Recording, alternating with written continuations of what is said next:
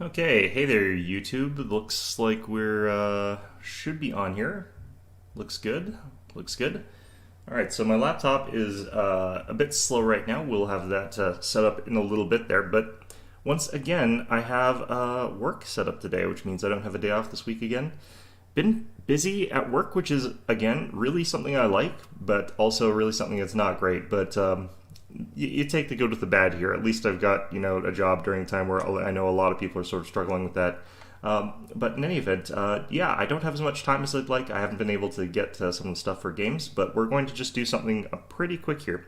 So I've noticed that there's a lot of video tutorials on Pathfinder Kingmaker, and with Pathfinder Wrath of the Righteous coming out soon, the way that people sort of focus on character creation is by focusing in on a class, which is not really how I think about character creation. So I'm going to show you guys my method for creating characters. So in any event, we're going to be doing this through Beneath the Stolen Lands and a little bit through Varnhold's Lot. Varnhold's Lot lets you build a character up to level 5, which lets us see a little bit better what they're going to be good at. Beneath the Stolen Lands is just a really good way to sort of test out character builds without really going too deep into them. So I'm going to turn these off for now. I think we'll have that on for now. So we're going to just have this on normal difficulty. We're just going to showcase like regular sort of character builds. So the way that you want to think about your characters when you're building them isn't necessarily what class you want them to be. It's the sort of stuff that you want that character to be doing. So if I'm thinking about a character and I want them to be doing like ranged damage, for example, I think about it in terms of like being able to do ranged damage, but most of the time you can build a character that's capable of doing more than one thing. So you then think down the next thing in line. What do I want the next thing they do? What's the next thing I want them to be? And you continue doing this until you sort of run out of things that you can make them be. You sort of create like a list of priorities. So maybe I want to build a ranged character that's got like a powerful frontline animal companion, because that lets them both sort of meat shield and lets them be a ranged damage dealer. In which case I could be a ranger, or I could be a sorcerer, or I could be I could even be an inquisitor or a cleric. There's a lot of different options that let you sort of play with that archetype there. So that's something that you want to kind of think about when you're building your character. So for our lead character for this dungeon here, we're going to go ahead and just build ourselves, I think we'll build a cleric that's capable of dishing out a little bit of damage, while also being able to do some healing and some buffing and support. They're not going to be too good at like melee damage or anything like that, or other stuff like that. This is kind of fine here. That's a pretty cool hairstyle. Okay. Aasimar is going to be what we're going for with this particular build. I think that for some reason there's only one Aasimar portrait, and it's only female. Not sure why that is, but it's very noticeable with this particular one because they don't have like they look very distinct from normal humans. I like this really wild green hair here. That's pretty cool. All right, so for our class here, we're going to go with Cleric, and we're going to go for Ecclesiathurge. And what we want to be able to do is actually do some really interesting things with this character. So Ecclesiathurges have their domain slots, and they're capable of spontaneously casting from their primary domain. So I could make a character that's capable of doing some pretty impressive blasting if I really wanted to. Either way, we're going to go ahead and pick something that's got Wisdom Charisma. I believe there's an option here somewhere. Wisdom Charisma is base Aasimar. Lets you cast Searing Light, gives you a +2 racial bonus to Persuasion. I'm trying to wonder if there's like another option that's got similar. I don't think there is though. Yeah, so that's sort of what we got here. Base Aasimar. That's perfectly fine. So for our domain slots, what we're looking for is something that's capable of giving us that blasting, but also good for other things there. So Erastil is generally considered like the good or sort of best domain in the general sense there, but they're not capable of doing much of that sort of blasting. They don't have any of the elemental domains, which is where you typically get a little bit of that damage dealing. The only other one that gets an animal companion is also Gozra.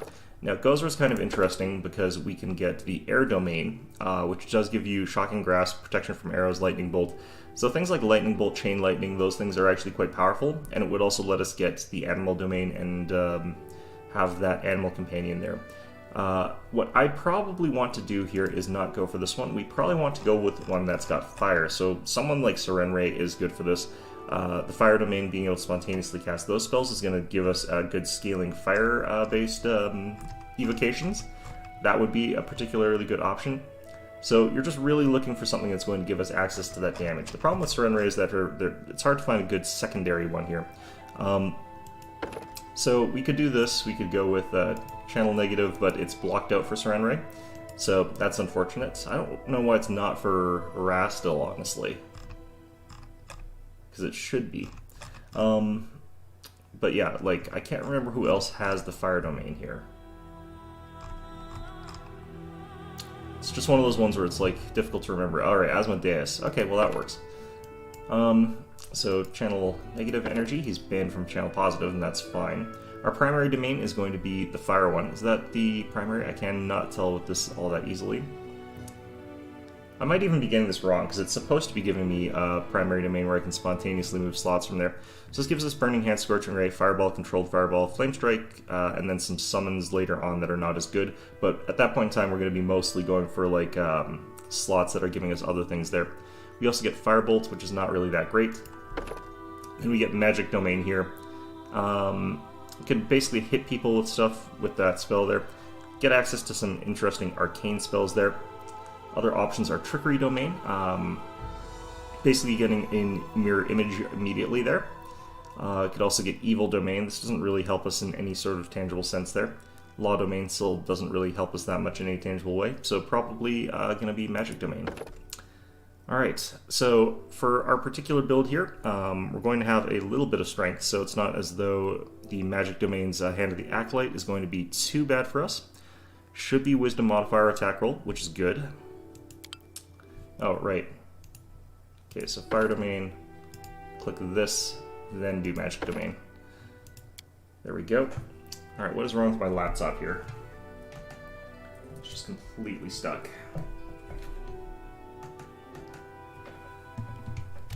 Alright, well, in any event, we're just going to have to continue along without that for a little bit here. So we get Wisdom and Charisma for our class here, and we're just going to go for probably something like this for now. It gives us a little bit extra. We don't need Intelligence with this build here. We'll probably just go down to 8 in this case. I don't need Dexterity. Our ranged attack roll for one of them is Wisdom-based. We do have a Strength-based, or Actually, I could do with a little bit. This also helps our Reflex saves. Constitution for that, and just go like some Strength there, just round out our numbers. This is pretty good for what we're doing here. For our skill points, it doesn't really matter that much. We're just going to go with Perception, or Lore Religion there. And probably Persuasion. I don't think that you need it in this dungeon, but in any event, that should be good there. Alright, so I take Selective Channel so that we don't nuke our own team too much. And we're going to go for Lawful Evil. Let us be careful. Cover me! Go with Cunning, I think. Oh. Alright, we'll call this one, there we go. Abadius sounds like Asmodeus' month, so we'll go with that one. Your luck's run out. So, yeah, what is the point of this particular character? Well, we still actually have the ability to get lots of healing done, because you're going to be able to heal using spell slots with any sort of cleric. I can also prepare a bunch of good spells for dealing some damage there. Firebolt is pretty useless, but Hand of the Acolyte is quite good, and we can spontaneously get things like fireballs at later levels. So, or not spontaneously, but we can start putting down things like fireballs as our spell's known at later levels. And for now, I can also deal damage with Channel Negative Energy and the Magic Domain abilities there. So both of those are going to give us a little bit of extra damage output. So let's go ahead with that. This character is going to be a backline character. They're not going to be designed for the front line, obviously, the way I've statted them. And you sort of think about your characters in that sort of way. Where are they going to be positioned is sort of the one question that you need to ask when you're building a character. And then the other question that you want to sort of ask yourself is, what sort of damage do I want them? What do I want them to do in combat? All right, so we can go into our spells known here, spells prepared. got access to Bless, we got access to that Burning Hands, and this is what I was saying, we're going to be actually fairly focused on stuff like Burning Hands here. I can't look at the spells from my other domains, but that's fine. I should be able to prepare Burning Hands in all of my slots if I want to. So, this is actually a fairly weak spell at this level, but it is still pretty good. We could throw down Color Sprays at this point in time, but I don't really feel like we need to. I do feel like Bless is actually fine. It's interesting that I don't keep that in the way that I would like to, but whatever. But in any event, we get to go ahead and build some more characters. So we talked to this dragon over here. And it's just a dragon that's doing a thing. Thank you for answers. I need companions. I need to summon them. And again, we create characters. So, again, we want to ask ourselves, what else do we want with the character and what do we want it to be able to do? Not just one thing necessarily. It's going to be more than one thing that they end up doing. So we want to have someone here who can sort of dish out a fairly consistent amount of damage. That's a thing that I would like to have access to. So I think what we're going to do is create a... We're going to show you guys a comparison here. So this one's fine for now. Elf is good here. And we're going to go with the... No, that's my hairstyle. We'll give you this hairstyle. Alright. So, we're going to go through some options here for a blaster-type wizard. Someone that just is there to lay down the damage. So, the default one that people think of when they think of a blaster character is Sorcerer. And you can go with the Imperial Sorcerer, or you can go with Sylvan Sorcerer or Sage Sorcerer. The Sylvan one is probably the strongest of the archetypes, just because they get the Sylvan bloodline giving them that nature animal companion. Regardless of like the other stuff there, the Sage Sorcerer has got access to Arcane Bolt, which is kind of nice to have access to. But other than that, it's basically just kind of a spontaneous wizard, which is really sort of weird. So we can play this as a character that is capable of dealing a decent amount of arcane damage here, especially that Arcane Bolt being a bunch of times free per day. Or we could go for like having an animal companion that's capable of doing frontlining and stuff like that, but that's not what we were looking for. We were looking for sort of the most powerful blaster type character that we can possibly get. So what do we get as a comparison if I go for a wizard? Well, if you want to go for a blaster, we go Thessalonian Specialist. We go for the Hair Familiar for the initiative. I'm not on the hardest difficulty, so I can get away with that. And then we go Wrath, Evocation. We lose Abjuration and Conjuration, which are both very powerful schools, but that's sort of necessary for what we're doing here. And all we care about is Intelligence. So we're going to put a couple points into Constitution, a couple points into Dexterity. Going to lose a little bit of Strength. You're going to lose, oops, not Wisdom, Charisma. So we still have 2 points left here. I could throw another point into Dexterity, and that's pretty much all we really can get out of this. So Intelligence is all we really need. We're boosting up the other ones a little bit just so that we have a little bit more in the saving throws and hit points. Actually, let's actually do this. I'd rather have the Constitution here for hit points, Fortitude sort of saves there.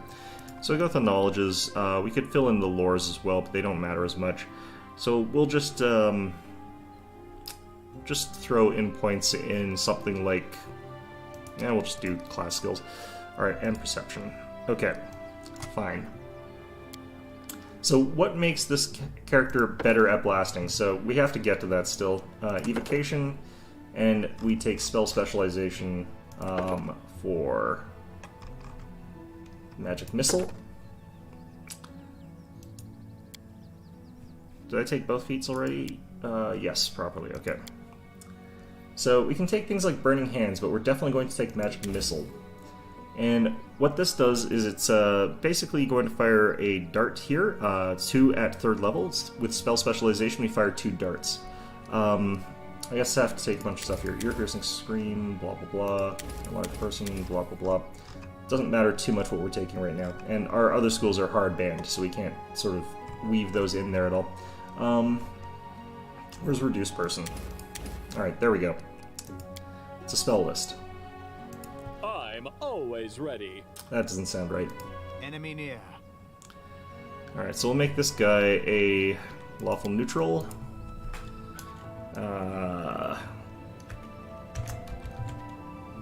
Calling them Wiz.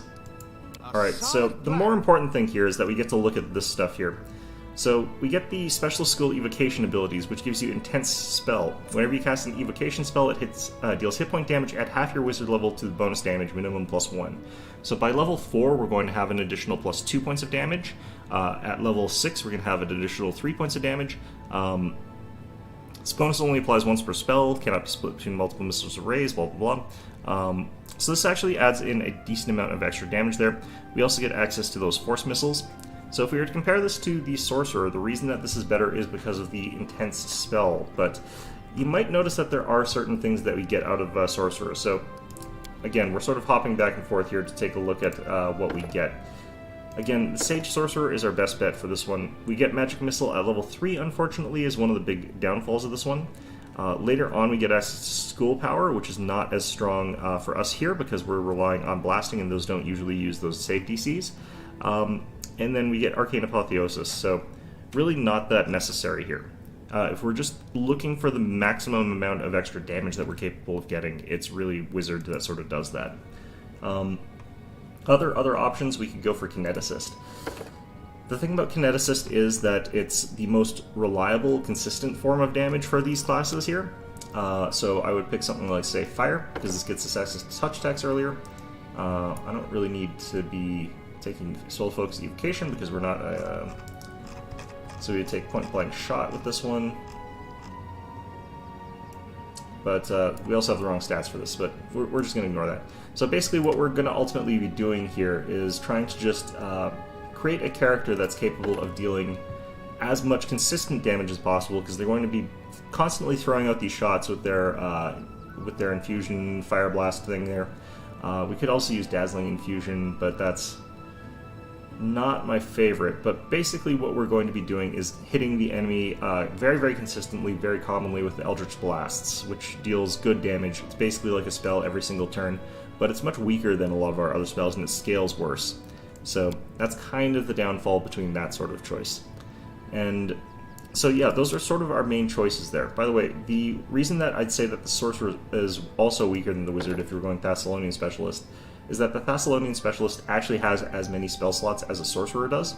The only thing is that the Sorcerer is more capable of going across schools, so I could go into a Sorcerer build and take a little bit out of every school, but the number of spells I know is so low that you're going to have less spells known, but you're going to be able to take them from every school. So if you're building a Thessalonian Specialist, you have to know that you're going to be going real hard down one school. So this is going to be our sort of early game range damage dealer here, sort of as I go through this over and over again. There's other blaster builds too, but I do find that this is one of the better ones.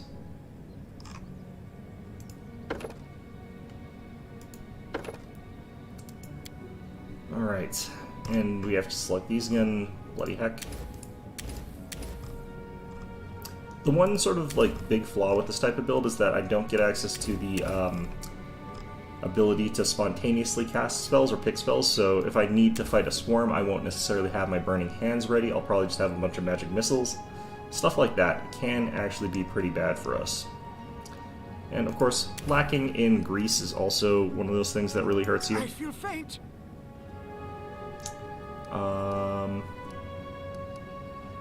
Yeah, it should be fine actually. Do our skills stay the same? Good. Everyone counts on me. Alright, so this is going to be our wizard. So that's going to let us fling out some damage there. We can still get more companions though. So here we're going to go ahead and get someone who's capable of fighting from the front lines and tanking some damage here. And for this kind of build, there's actually a bunch of different classes that we can sort of look to. But what we might want is a Tiefling. There's a bunch of good options for this, but I want to double check something. I can't remember exactly how this works here. So we'll have like 2 Tieflings or something like that in this party potentially as frontliners. So for the archetype of being like a tank, you can go for actually a bunch of different things. We could be a fighter, which would let us basically be heavy armor, shield sort of a tank there, be able to withstand a lot of damage that way. Same thing with the paladin. They're quite capable of doing a lot of tanking through that system there. We have a lot of alignment restrictions, so this would have to be a lawful good tiefling, which would be funny in this context, but you can also go for something like the Inquisitor, which is capable of tanking through... They can get a lot of armor if you take armor proficiency as one of their feats there. They can also have the... oh dear. Is my internet just disconnected right now? My laptop looks like it's unfrozen here. What is going on here?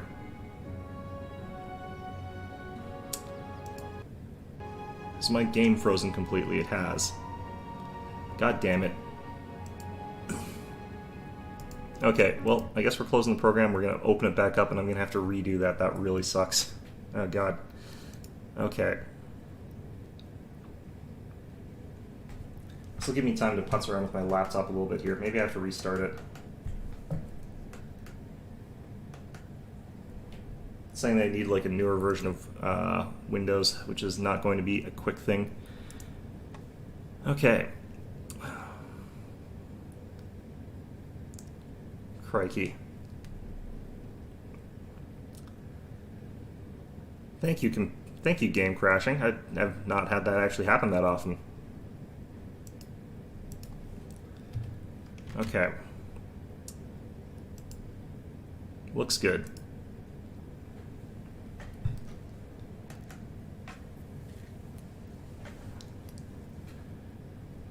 I'd almost like to go through and build like a bunch of different like parties with the same air quotes combinations of like roles filled with completely different builds, because the way a lot of people think about this game seems to be like, I want to build like a specific class or I want to build like a specific role, when that's not quite right here.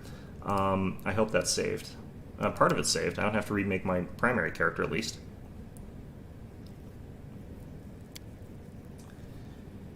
So another thing I should mention as well is that an arcane blaster is different from an archer.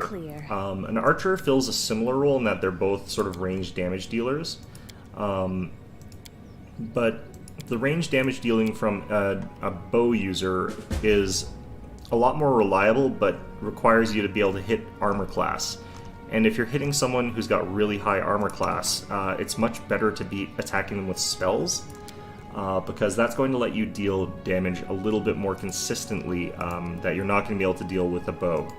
So that's the difference between the two. If you're up against something that's really ridiculously tanky or has a lot of physical damage reduction, you want to have like a wizard or a sorcerer or something like that, or a kineticist or a cleric that's built for blasting like mine is. Any of those are going to let you deal a lot of damage from those sort of backlines there.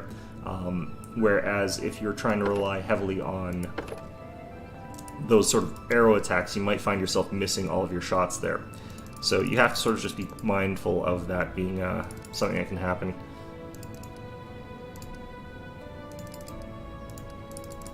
Alright.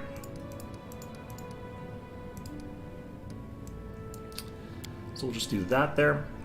And again, spell focus, evocation. The other thing to keep in mind is that you, strictly speaking, don't need rolls. Like, I also see people like looking at this game in terms of like filling out like roles as though there's some sort of prerequisite. You have to have these ones filled. You don't actually need that. You just need to know what your characters are going to be used for. So, in the sense of like, I want this character to be able to do damage consistently from a long range, you don't have to have anyone that can do that. You could have an all melee party and have that be extremely viable. Although in very narrow corridors that might not be so good.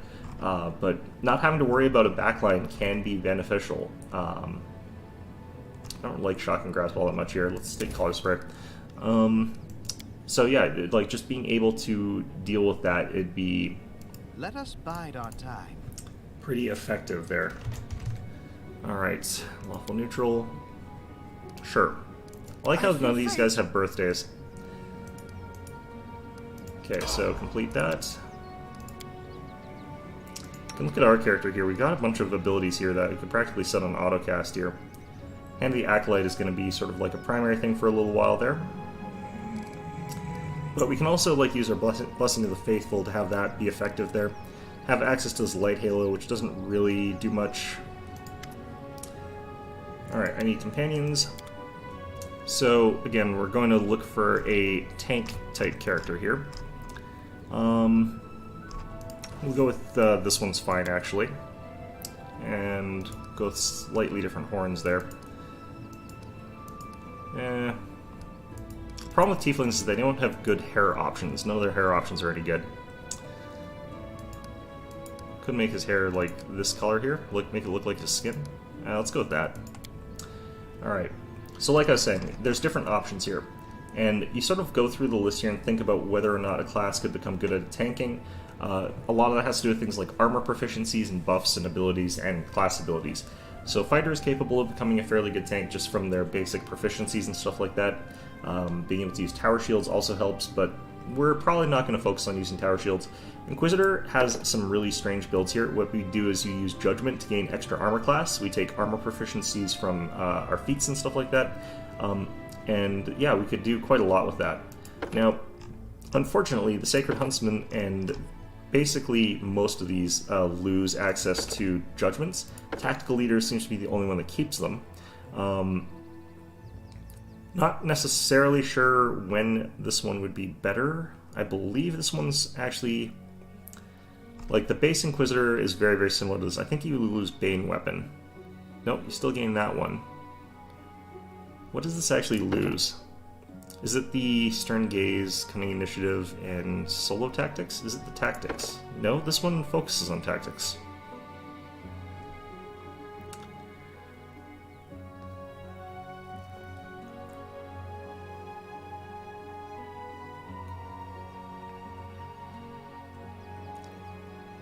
Let's see.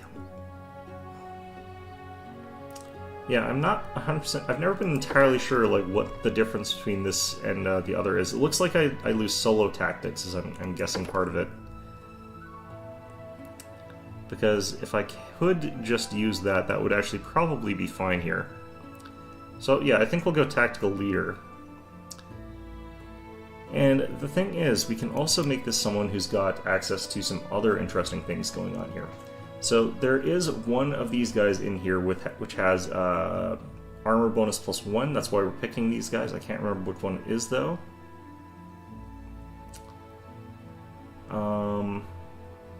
Shackleborn, Kite and Spawn. So you get +2 Constitution and Charisma, -2 Wisdom. Actually, I want to double check what the another one is, because that's good for us. We could also go Rakshasa and get the +2 Dex and Charisma and -2 Wisdom. That's not as good. What we kind of want in a certain sense there is... I wouldn't mind +Wisdom. There's a lot of consideration that goes into a lot of these sort of things there. And frankly, there's just too many of these damned things here. Scorching Ray once per day, that's pretty terrible. Strength and Wisdom, this would be okay. Strength.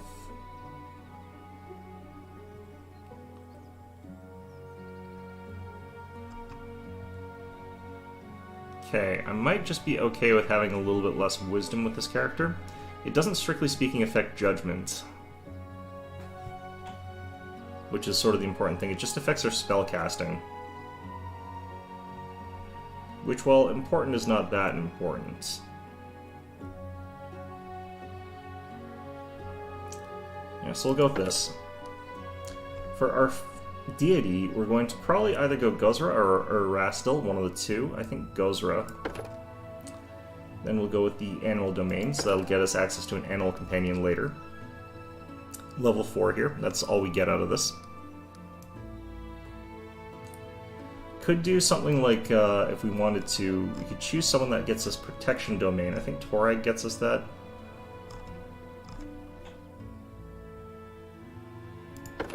But if we actually look at the Protection Domain, it doesn't really get us any armor class or anything like that. Or protection at the top level there. +1 deflection bonus to acid, to AC, which is really, really bad by then. It does scale upwards, but we're going to have shield protection, so it's really not that important. So Gozra, Animal Domain for the Animal Companion, which we won't get until later, but that's fine. Alright, so we're going to be going for a heavy armor one, but we still want 13 dex, we still want 13 intelligence. We're going to want 14 in there. Going to get a little bit more of that. We're going to dump our charisma, and we can dump that down and still have a 10. We want a little bit in strength. So for someone who's just going to be relying heavily on like wearing big armor and giving other people teamwork feats, we actually don't really worry as much about their stats as we might with other characters, which is a little bit interesting, but it is the way of things. 13 intelligence is so we can get combat reflexes, 13 in dexterity. We can actually bump that up to 14 to get a little bit more armor. And we can make this character have like a lot of different things here. So perception, we can do trickery, we can do mobility, those are all important ones. Use magic device, and persuasion. So the reason that mobility is so important with this character is that this is going to be a character that's going to be fighting defensively. And when you have 3 ranks of that, mobility kicks in and gives you extra armor class. Okay, so this character is going to be, again, a tank, so we're going to go with armor proficiency heavy armor. Gets us access to that without having to take any cross-classing. We could also take combat expertise, which we don't need right now. We could also take things like dodge. These are all very, very good options and choices there. What we probably are going to do is dip a level of monk later just for prerequisites and to get some certain feats. But for now, heavy armor proficiency is fine. For our spells, we're going to go with Shield of Faith. This is one of the reasons why this character is going to be capable of keeping ahead of everyone else in armor. And we'll go ahead and take...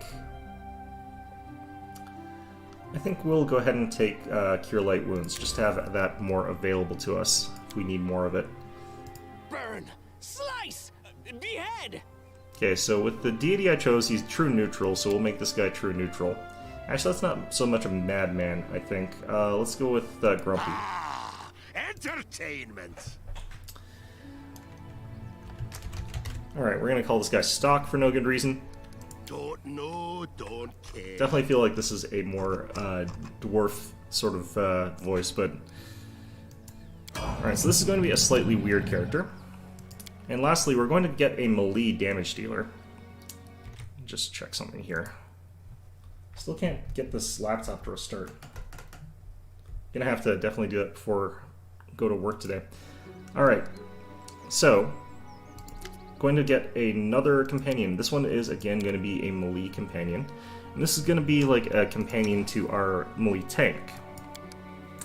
So what we want to do is create a melee damage dealer. Now there's 2 different ways to create a melee damage dealer. The first way is to create someone who's capable of dishing out a ton of damage with single attacks. So this is someone who carries your classic 2-handed weapon, deals a lot of damage through that. A good example of doing that would be something like a barbarian. You could do that with fighter, with the 2-handed fighter specialist, or even just a regular fighter.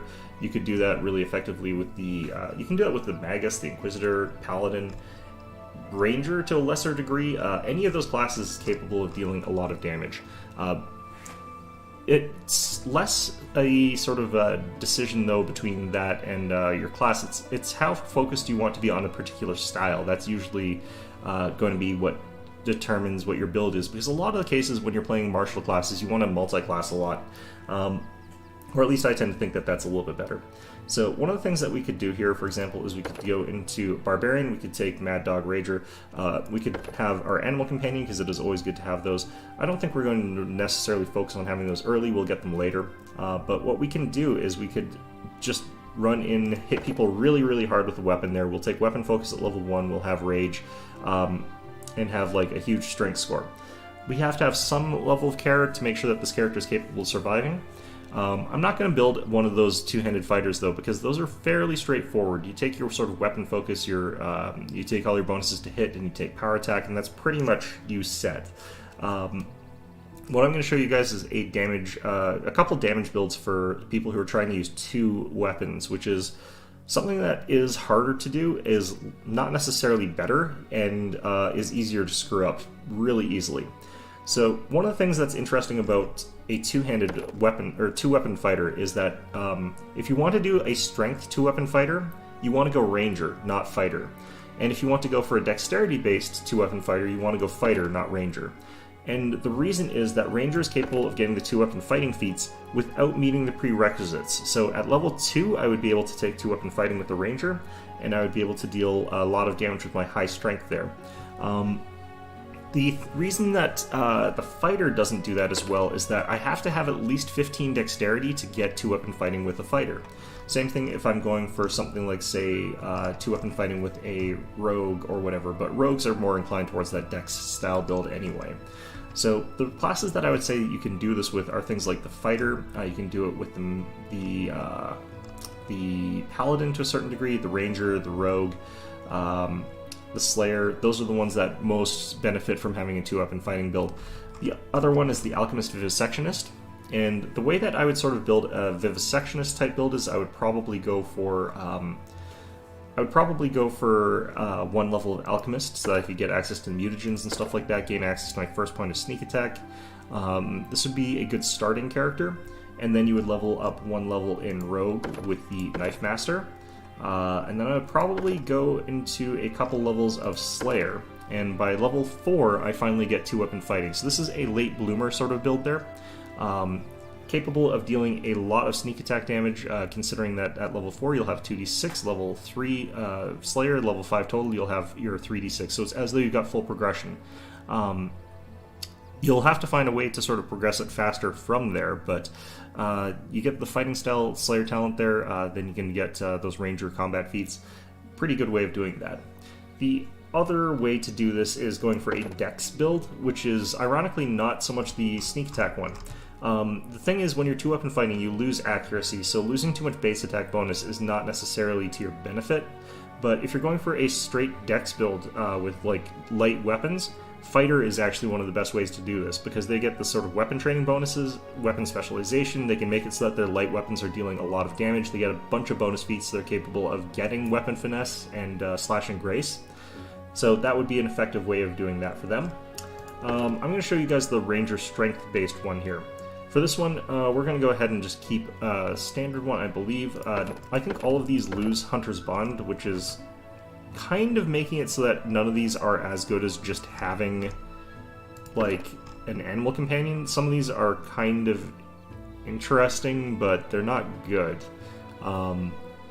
You know, you could just get a flaming weapon, or for example, Freebooter is actually kind of the only one that's kind of comparable, since Freebooter's Bane is kind of also quite decent, but the other option is we could go straight Slayer to go with our 2-weapon fighting here, but I do like having that animal companion. So if you're going for a strength-based one, you've got the choice between Ranger if you want the animal companion, basically, and Slayer if you want a better class feature, because Studied Target is stronger than Favorite Enemy.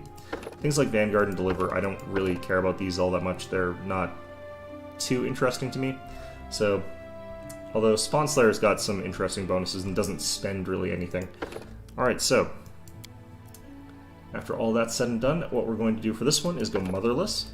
This gives us an extra attack here, and that's what we're going for here. So we get +2 Strength and Wisdom, and -2 to Intelligence, which is good. We get +2 bonus on Mobility and Lore Nature, which is also good. We can use Blur once a day, which helps us protect ourselves a little bit, and we gain a bite attack that deals d6 damage. All very good stuff there. So this is a great sort of thing if you're going for a high damage build. So we get that 20 strength there. That's going to be very important for us. Our intelligence can sack that even lower there. We want to have some defenses here, so we are going to have a little bit. I think I need 13 dex for things. We can go ahead and have that reduced and have that increased. And this is kind of an okay stat array here. I don't mind this at all here. So more perception is always good to have. We could have someone with athletics and stealth. And for our first level feat, now this is where we have some interesting choices. If you want to, you can just use 2 short swords or something like that. I actually want to go ahead and get exotic weapon proficiency here. And we're going to do it with double swords, or double 2-bladed swords. This is one of the only 2 double weapons that are any good in this game. Now the advantages of using these is that they deal d8 damage for both the weapons, and it makes so that I only have to take like 1 weapon training feat instead of having 2. For a favorite enemy here, I don't really have any great choices. There's not a huge selection of... There's not a huge way of knowing which one we're going to be facing a lot of here. So we kind of just have to pick randomly here. I think that we're guaranteed to fight vermin early on. I don't necessarily know if I'd want to have favorite enemy for that, just for that though. So we're going to pick outsiders, because I think that's going to become something that we have to fight a lot of later, although that's going to do nothing for me right... Actually, no, because I can double stack that next time. So let's go with favorite enemy animals, because I think we'll encounter those throughout the game. Alright. Let's shred them! Okay, so despite that, we're going to go with Chaotic Evil here, I think. Actually, no. What did we choose for our deity? Looks like it... Actually, no, this is a ranger. It doesn't matter. Alright, your name's Slick. Quick, quick! Else we miss all the fun! So, yeah, we'll show you our sort of stats here in a second. So that's all I can afford to start off with. I don't think we actually start with a weapon that we even specialized in, which is really stupid, but... yeah, at this level we've got like a regular attack and then we've got a bite attack as well, so we're gonna want to have... Oh, we do have a two-bladed sword. Now, I can't actually use the two-bladed sword right now. You'll see our attack roll is +2 right here. That's because we don't have access to the two-weapon fighting feat until level 2. So your concept might not come alive until a higher level, which is fine. You just sort of deal with that. I don't know why this... it's a weird choice. Alright. So, yeah, in the back with crossbow is fine here. Crossbow is fine over here. Alright, so we got our stack of adventurers. Be nice to buy some armor or something like that for our tank. But generally speaking, this is kind of how I build characters, to a large extent. I should also go in here and give you completely different spells than they've got prepared there. Can actually keep a couple ear-piercing screams in here. Honest guy. Okay, so he sells stuff, basically. And what we're looking for is if he's got any better armor or shields. Especially that we could afford. Only got 411 bucks here. So, we could get bandit armor, which is not good, but it is better than what we have here. And we could also get a heavy shield, so that's also better than what we got here. Could get potentially breastplate. I think bandit mail is actually still a little bit higher than that. Full plate, half plate is available, +8 armor. Can't quite afford it. Could throw this heavy mace at him.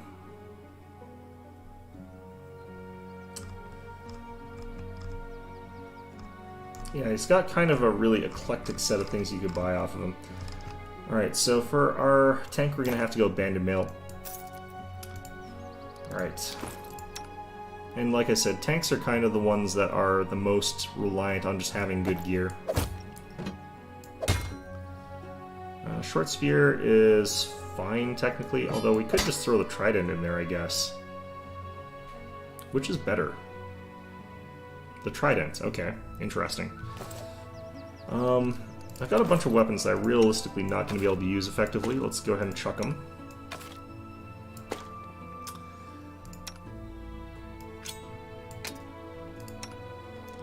Not even sure I want to keep this. Alright.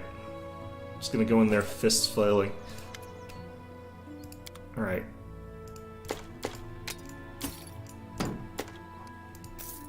Gets us 62 bucks. We could potentially try to like save up for something useful pretty soon, but let's take what we got here and head on into this dungeon here.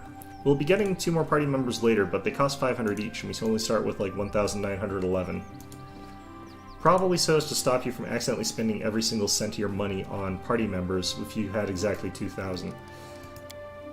Okay. So with our particular party of 4 here, we want to make sure that we're arranged correctly. And we're going to go into our formations thing here. So our tank goes up front here. Our wizards and everything are going to go back. We want to have our damage-dealing ranger just behind him. And in fact, I kind of want our damage-dealing ranger to not be wearing a shield right now. We can equip that later if we need to, but having this available, like this, makes it so that we deal a little bit more damage. Is that a hand axe, actually? This is one-handed. I'm going to switch it out like this. Okay, so you're going to have those, and you're going to have the trident.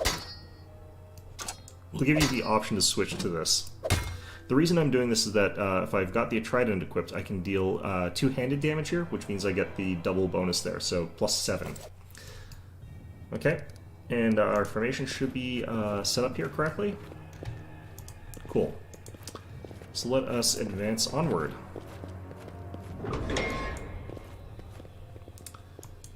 So, enter areas in stealth.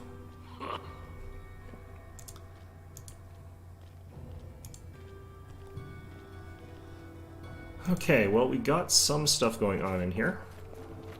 Goblin Archer. So, oh right, I forgot to rest before we came in here. Well, we'll just fling this first.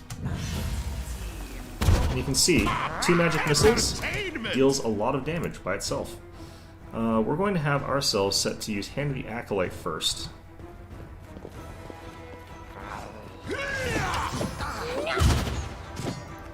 Now, if I wanted to, I could cast use Judgment here, but as you can see, they haven't hit us yet because that like little goblin does not have that much to hit, so I'm not too threatened by that. All right, so we took a little bit of a damage there. Nothing much though. All right, we've got a lore religion check we can make here. Heals us up a little bit, nice. All right, so I think we do take these weapons here.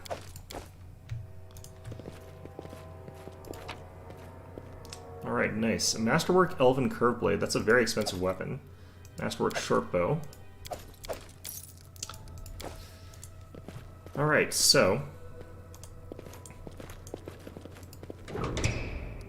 Oh, shadows, embrace. Also have a buff here, Bless, for 30 minutes. It's actually pretty powerful.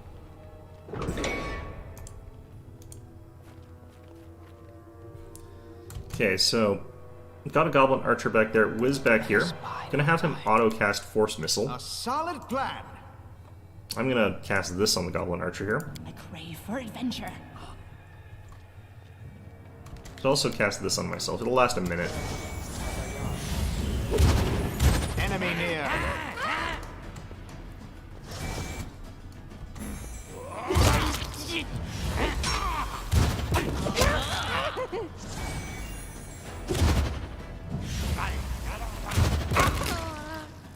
Yep, Force Missile, pretty good. Pretty good stuff. Alright. So I think we're probably going to have one more fight at the very least here. It's kind of a shame that I'm doing this without my prepared friggin' spells, but... Alright. Dungeon crawling at level 1 is just kind of a shit show sometimes. Oh, there we go. Alright, Scroll of Rhea Sickening, some Silver Bells, and some of that. Okay.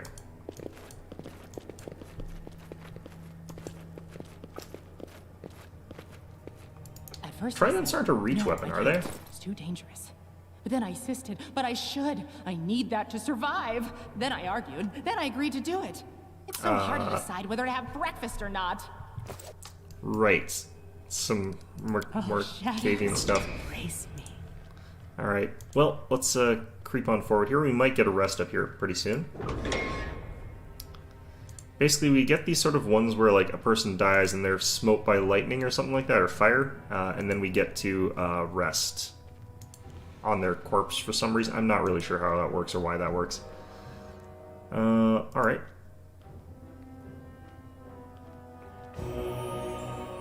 Renews our Bless, I'd assume. Also heals us up a little bit, looks like. Oh no, we didn't. Gained 210 experience points, though. Feels very Dungeon of Dreadmore-esque. Alright, get a kukri, some potions, some cash. So, I haven't had a chance yet to show off using a negative energy channel, so we'll try and do that next fight. Against these little goblins, that should actually be quite effective. Sneaking.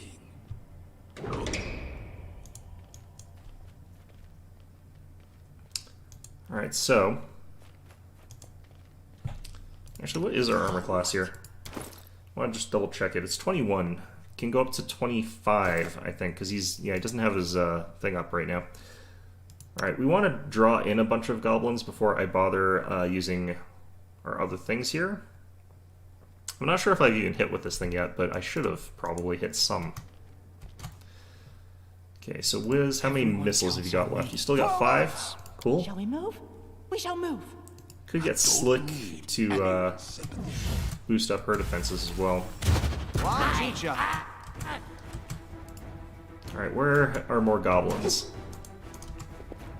There's more goblins. Aim carefully. Okay, I'm actually going to go here. You like that? Oh, You didn't. never mind. Slick is just going to murder things. Cool. Yeah, so negative energy channel.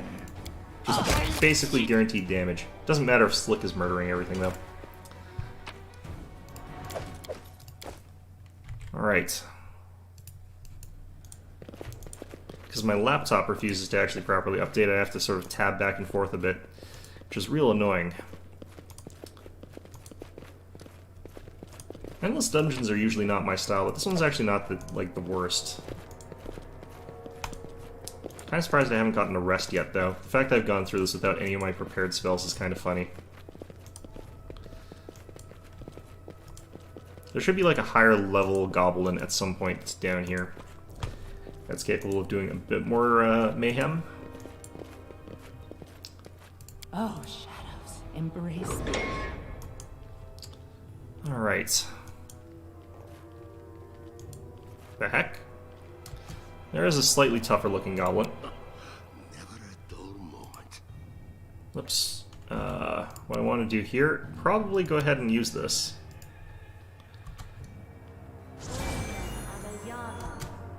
Okay, Wiz, you've got 3 of these left. Let's shake a leg. Gonna go ahead and use that on her. No, don't care. And we're going to actually use Judgment to protect ourselves, bring our armor class even higher. Time to stretch me muscles. Don't know what you're doing. So we want Stock over here to be, like, really drawing him in. Wiz, you're about to blow another one of those. That's good.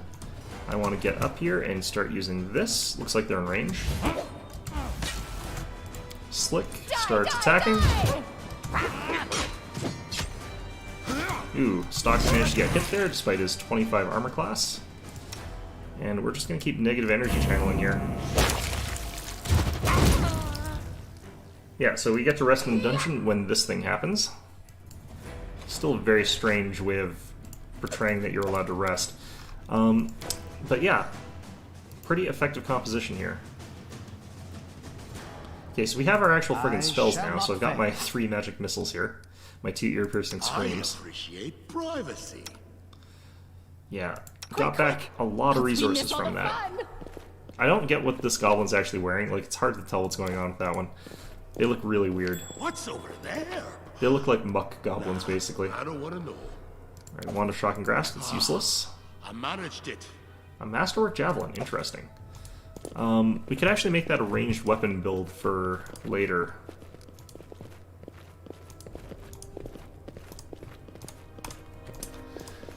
Okay, so we are on normal difficulty here. I'm not trying to, like, showcase a team that's, like, on super high difficulty or anything like that, but looks like we can get to the 2nd floor here.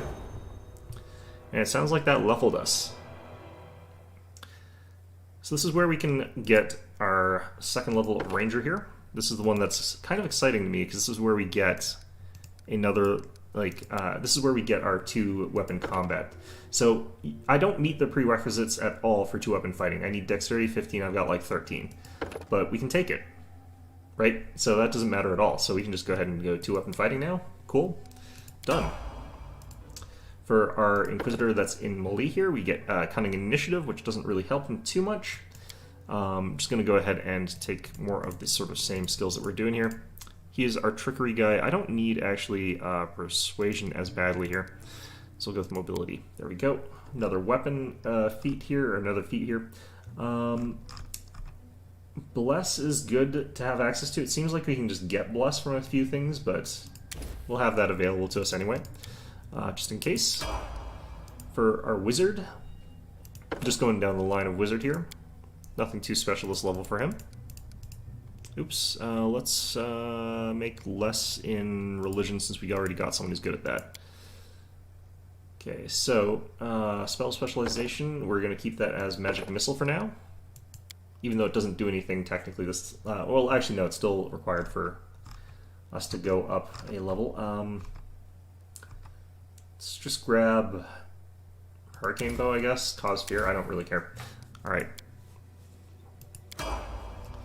And for us, going straight Cleric here. Get Divine or Bonded Holy Symbol next level, which is lovely. And I get like another skill point to throw in whatever. I don't really care. Throw it in Knowledge World or something like that. Alright, cool. Unfortunately, that does muck with our spells prepared, but... oh well, let's throw in another Burning Hands in case we encounter some swarms. More magic missiles. Okay, cool. Our Shield of Faith is also going to last for 2 minutes now, which means that we're potentially going to be able to blitz through a room, deal with it, and then blitz through another room. But I'm not going to bank on that or anything like that. We might have enough money for us to hire, like, new party members. Actually, they probably went up in cost. I should have probably left this place and then did that. Sneaking.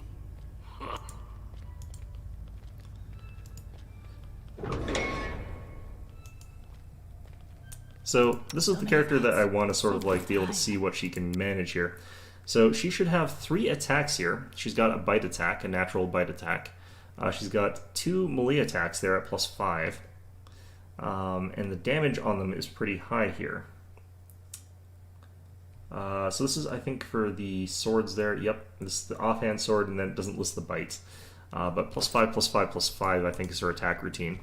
We can potentially make it easier to tell what's going on with that by going for, oops, turn-based mode. We should prepare. If you do that...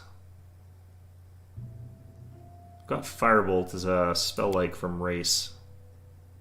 I think we wait till they're a little bit closer. Actually, no, I'm thinking of something else. Okay, what can we do here? Could use Bless The road first. calls me. I don't I'll need take the bait. anyone's sympathy. Shall we move? I don't need We shall Blur, move. I don't think, The here. road awaits. We'll use Bless here. Okay. Magic Missile there. I do want to get rid of these things, like the giant centipedes, because I don't want to get poisoned here. Slick, you don't go forward here, preferably.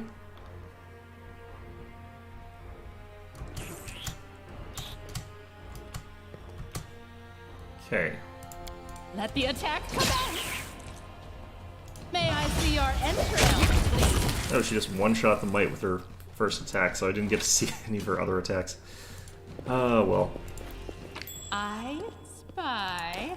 What do I spy? Yeah, that is definitely some Malkavian shit. Alright. Masterwork Club. Collect all that stuff. Good, good. I think Masterwork Club is technically better than what we're using here. Alright, we'll take it.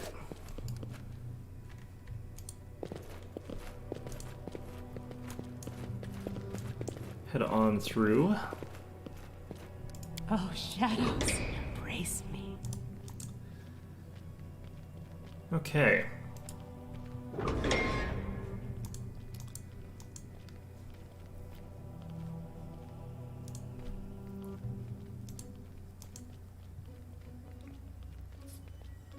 Well, this is a strange looking area. Don't see any enemies at all here. There should be some mites in here somewhere, right? Oh, what the hell? Should have actually the ability to pass that, but that's actually a pretty high DC, so we might want to boost ourselves a bit. Looks pretty cursed as well. Okay, Wiz, I think you're the one who does this. Almost out of magic missiles, which is not good, but that's fine. Let us bide our time. That got us Mystic Assistance.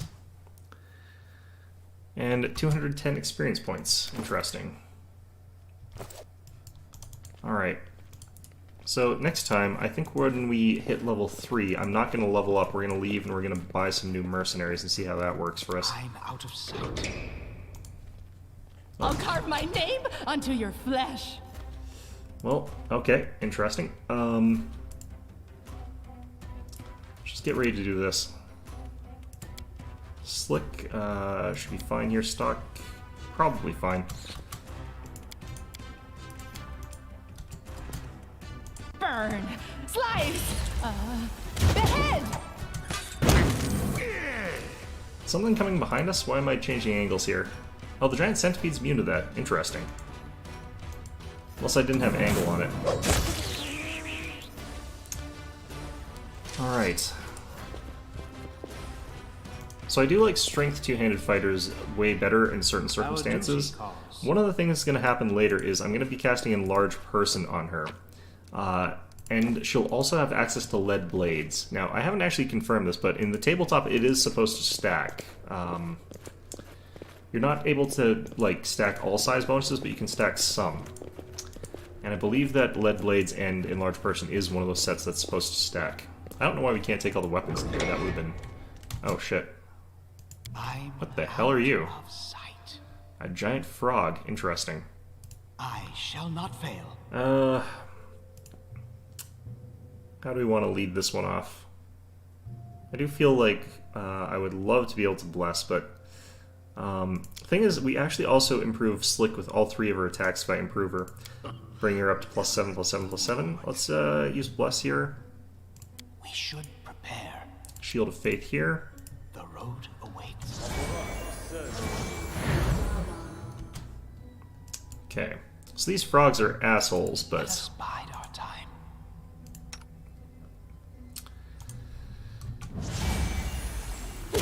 Be careful, everyone. What are you? A Nixie? What the hell? That's interesting. Alright, you're gonna start... Actually, let's have you start screaming at the Nixie. For my part, let's move in. Actually, let's start boosting Slick. Oh geez, Slick ran in first. Hopefully she survives for a little bit here.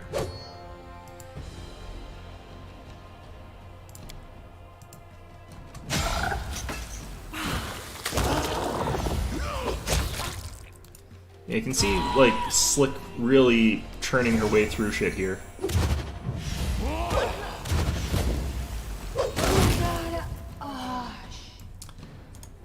Yeah, that's some... She can output some real damage. I don't think she's had to bite anybody yet, because everything dies before she can get to the bite. Which is pretty good. Oh, did you have gear on you? Are you not wearing clothes? Alright, well, whatever. Alright, an Amulet of Agile Fists, which is kind of actually interesting here. So we don't have anyone that uses those. Got some bracers, probably have armor. Oh, archery. Okay, well, that's interesting. We could honestly go out of here and get some gear and stuff like that, or some new characters. Alright. Oh. We've been spotted. Slick, stay back a bit. We don't want you to I'm not touching that. first in line here. Start chucking those at them. Slick, I think, is just going to be in a bit of trouble here. Oh, nope. Got him on the right target there. Die, die, die! Okay, so let's probably boost up Slick here. There's the bite.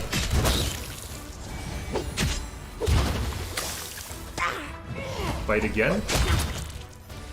Alright, so we're gonna move you guys back over around here, try and find another way through.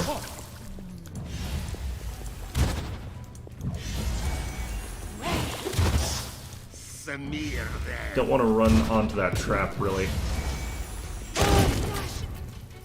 Okay, so I think you're the one with trickery, right? No, this guy's the one with trickery. Which is kind of funny, actually.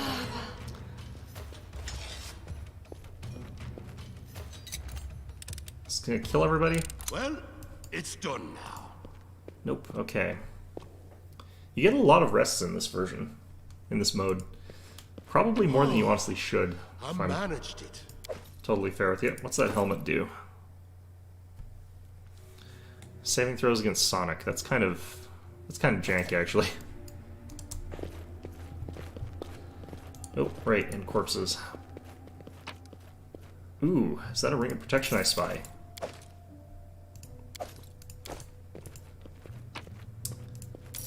I think that is probably a ring of protection I spy. Yes, okay. So tank, you get that. Another box up here, I think. I think I just failed to see it. Although it's like right there, you'd think the spot check for that would be pretty low. Alright. So we have got the option to go down another floor here, it looks like. I guess we might.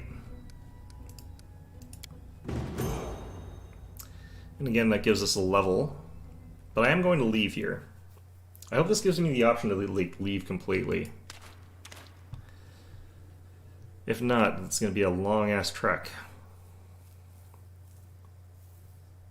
Oh, no, it does automatically leave us all the way. Good, good. Alright, let's go to the guy and sell some of our junk here, and then potentially get 2 new party members.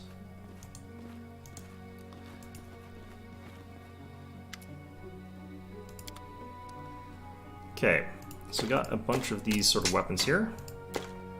Actually, do price descending order, same thing there. This seems really bad to me, because it's a very niche thing that we're not going to be able to know about ahead of time. We don't need this. I don't want that. We can do something with that one.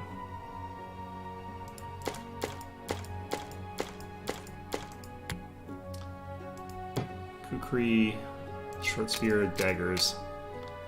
Don't like that scroll. I don't like these scrolls. This could potentially be situationally useful, but I'll probably just sell it. I think we sell all of these. Alright, it's 3,000, 4,000 bucks. So first of all, let's go ahead and look for another party member. So at this point in time, what I feel like getting is just someone who's capable of throwing out that ranged damage, so being able to fling out not spells, but like ranged attacks with a bow. And again, there's a bunch of different ways that we can do this, but I want to do a very particular type of build for this one. Oops, I need companions. Actually, how much was I spending on this?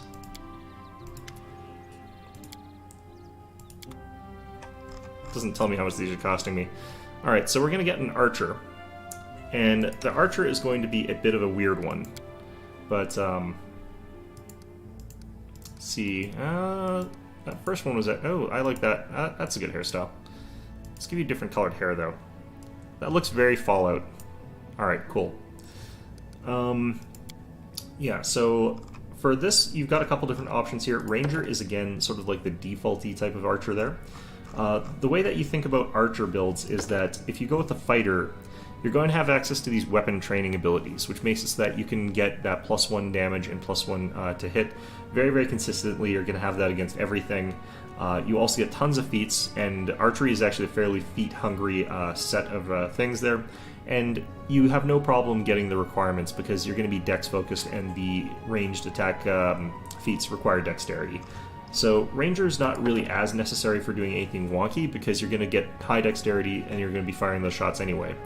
What Ranger gets you is a much more situational but higher version of the weapon mastery there through the favorite enemy. You're also going to get an animal companion. The other thing that I could potentially do is I could go Inquisitor. And this is the least reliable of the classes. I don't know what happens to your hair when you're doing it, but this is the least reliable damage dealer of the three because, well, it's not least reliable, but what happens is you deal a ton of damage when you're using things like Bane and you're using Judgment and you're using Divine Weapon. If you've got all those stacked together, you're exceeding what you can do with like Rangers, you can exceed what you're doing with Fighters or whatever. You're going to be doing a ton of extra hits and damage and stuff like that, but other than that, you're going to be a lot weaker. The reason I'm sort of going to go for this one is I could go, for example, with Monster Tactician and be an archer, and I can even still go for the Animal Domain and get access to that. The other thing I could do, of course, is the Sacred Huntsman. It's going to get me access to a domain as well, so I could get a different one. The thing is, I lose judgments, which is a pretty good source of that damage through this. The other one that you could do is the Eldritch Archer. I find this one to be very difficult to sort of reliably get it to work because it's got a lot of micromanagement and fiddly bits there. It does deal potentially a lot of damage, but it's tricky to make that happen. The other option there, you can actually go for a cleric type of archer. There's a couple ways to build that one that are pretty good.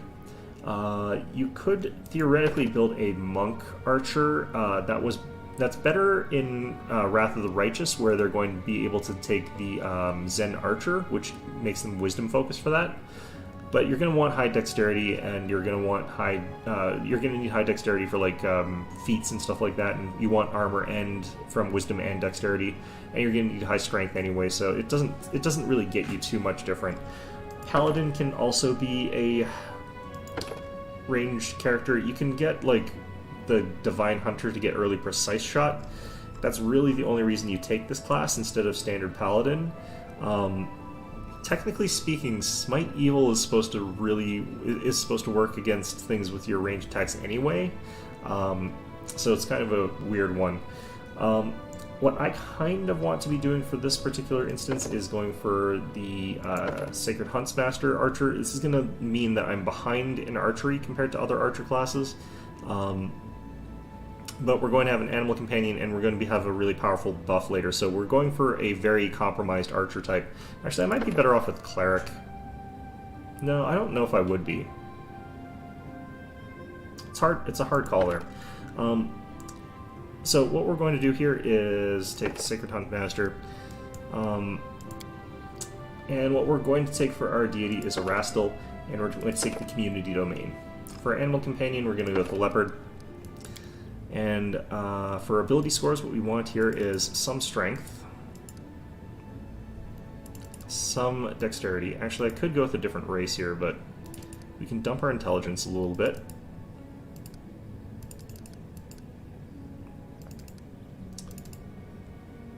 Okay, what do I need for this? It would be another 3 points, I think. So this is going to be a little bit tricky at this point in time.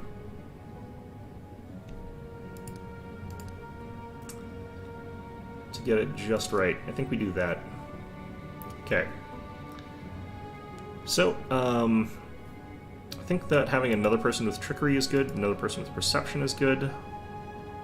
Then we can go with some use magic device there. I don't have that yet, I don't think. We'll go with more mobility. So, point blank shot is what we're doing with this build. Divine Favor, and for our other one, we'll have access to... It doesn't really matter what our other one is, honestly. Feeling like we want to take, like, True Strike or something like that. Not really.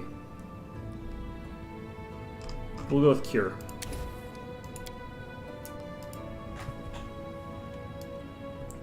And we're gonna call this one... Out of my way! Call this one Ace. Lawful good. Heal me quickly. Alright, so let's see if they gain levels.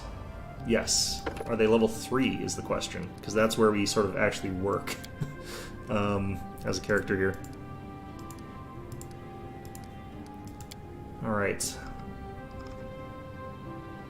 We'll go with the... I like having these guys as like spontaneous casters that can just sort of like have whatever they need at a given moment's notice.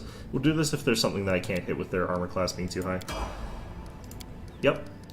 Except... Oh, are you not?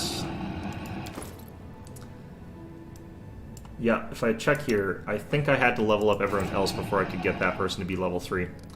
Alright, let's find out how much do we spend on that. Okay, I think we could have afforded to get them at level 3. So let's... I think the autosave is right here. That's unfortunate.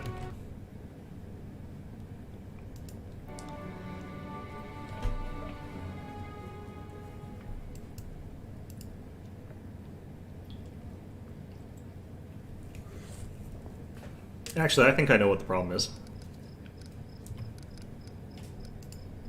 I just remembered, this is not set to, okay, so we'll switch that off. The way seems... And we will throw a save here before we actually finish this, but we're gonna try and pick this character up with those same sort of traits as last time. Going for here is sort of like the maximum amount of flexibility from this build. We're not going for like the best archer possible. Because once we get to 8th level, we're going to be able to lay down that community domains ability, which gives us like a massive bonus to hit, massive bonuses to a bunch of things. So we get to continue here.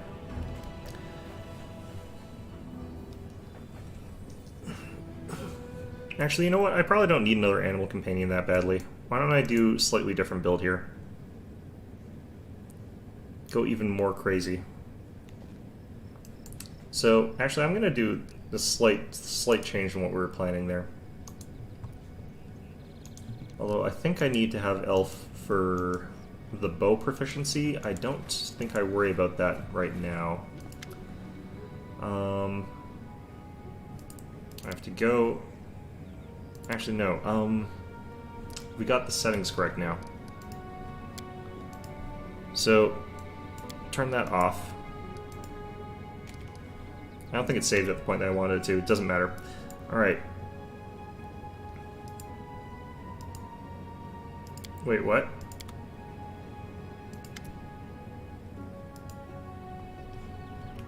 That's... Oh, I don't have the money right now. Crap. I have to go to this guy and sell all our stuff. Yeah, it didn't save when I wanted it to, but... This should work, I think, and it'll save me potentially some money, I think. Not 100% sure about any of that, though. Alright, that's garbage, that's garbage, that's garbage, that's garbage.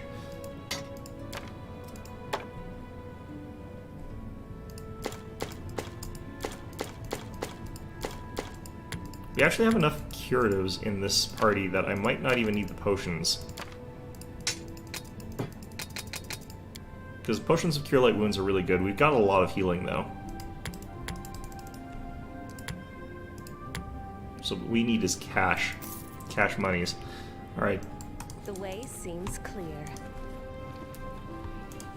Keeping those torches just in case we end up in a weird situation where I have to melee some swarms or some shit like that. They do 1 damage to swarms, but I don't have the best comp for dealing with that. And I don't seem to see any, I don't seem to see any useful other things. Okay, so we might have reason to get something other than Elf here. If I went Aasimar and just had them, like, on portrait look really weird. Actually, we could sort of get... You know what? That's actually not bad. Kinda close. Okay, cool. So, I think there's a heritage here that works with what we're doing. I'm looking for Dexterity Wisdom, essentially.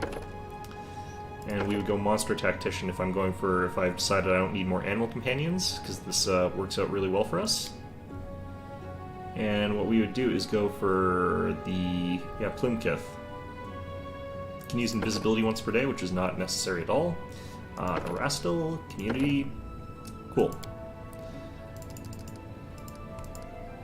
Okay, so we go up to there at the very least. We'll go up to here for now. So I don't need Con. I don't need Intelligence. I don't need Charisma. Gets us up to 18 there. And I'm not at all unhappy with this. Okay, cool. So, Perception... More Religion, Lore, Nature. We'll do that. Okay, have they got as much experience points as the rest of us? Find Favor, and what do they have? Crap. I forget. Cure Light Wounds, I know we ended up getting. I think that was second. I think we had Ear Piercing Scream. Alright, Ace. I do not find this to be useful. Sure. Contemplate on your mistakes. So this is, again, not going to be anywhere near the best archer there, but that's fine. Do we get a third level? That's going to be the important part. Spare point, we'll put it in there. Actually, we'll put it here, so I can potentially unlock more things. That...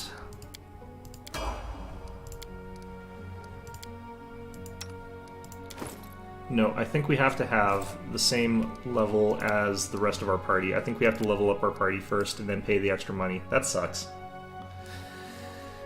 It's going to be 3,000 or 4,000 for this then. So I was hoping I could get 2 party members off that. The place has got some weird mouth things on the floor. That's kind of gross. Learning experience of the specific mechanics of trying to cheese this kind of sucks, but I think it literally is the way it was because they won't let me cheap out on this.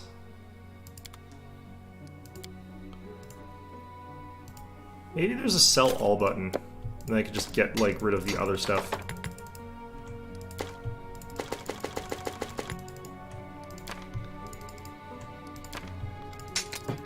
I think I sold our torches, which is, if we have to deal 1 fire damage to kill swarms, we're probably in trouble anyway. Alright. So we'll find out how much we're going to lose as far as money goes, but let's start off with ourselves, I guess. We get our bonded thing here, we get our 2nd level spells. We'll continue on with the skills that we sort of have here. Who knows, maybe we'll have to persuade something while we're down here. Alright, so we've got Selector Channel, we've got quite a bit from that. And again, what we're kind of doing is going for blasting, so we're going to go with Spell Focused Evocation. Which might seem weird, but it does work here. And after that, we're going to start getting, like, other things here. So, let's go ahead and, I don't think I have to level the whole party. I think it's based on what I've got. I also have, like, 2d6 on my channel now, so that's really nice. Okay, so this is going to cost more. Nope, it's still 2,000. Maybe the highest I can get is... Oh, right.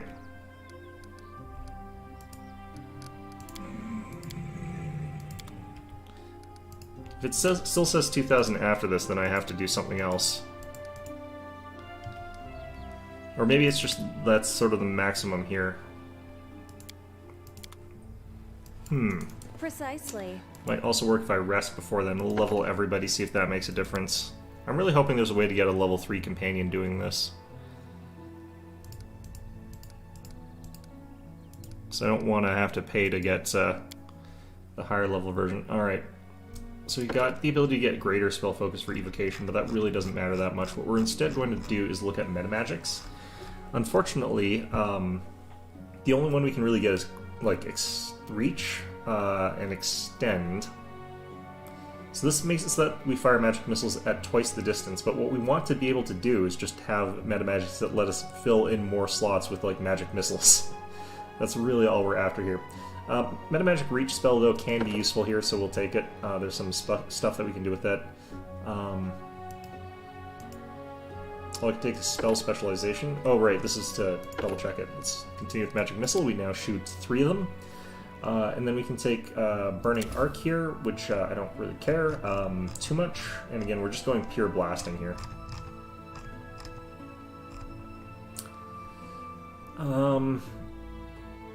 This level Scorching Ray is kind of okay. He doesn't have very much to hit, though, but... Okay, for our Inquisitor, gets Swift Tactician and stuff like that, so we're going to go ahead and give him the ability to give Outflank, or not Outflank, Precise Strike to himself and to his allies. He is armor focusing, so we're going to give him Dodge. And what we want is Precise Strike, because if he's giving this to the rest of the party, this is going to be beneficial to him and to his buddy who has 3 attacks. So, quite powerful. We could take Divine Favor here. Make it so he can eventually hit something, potentially.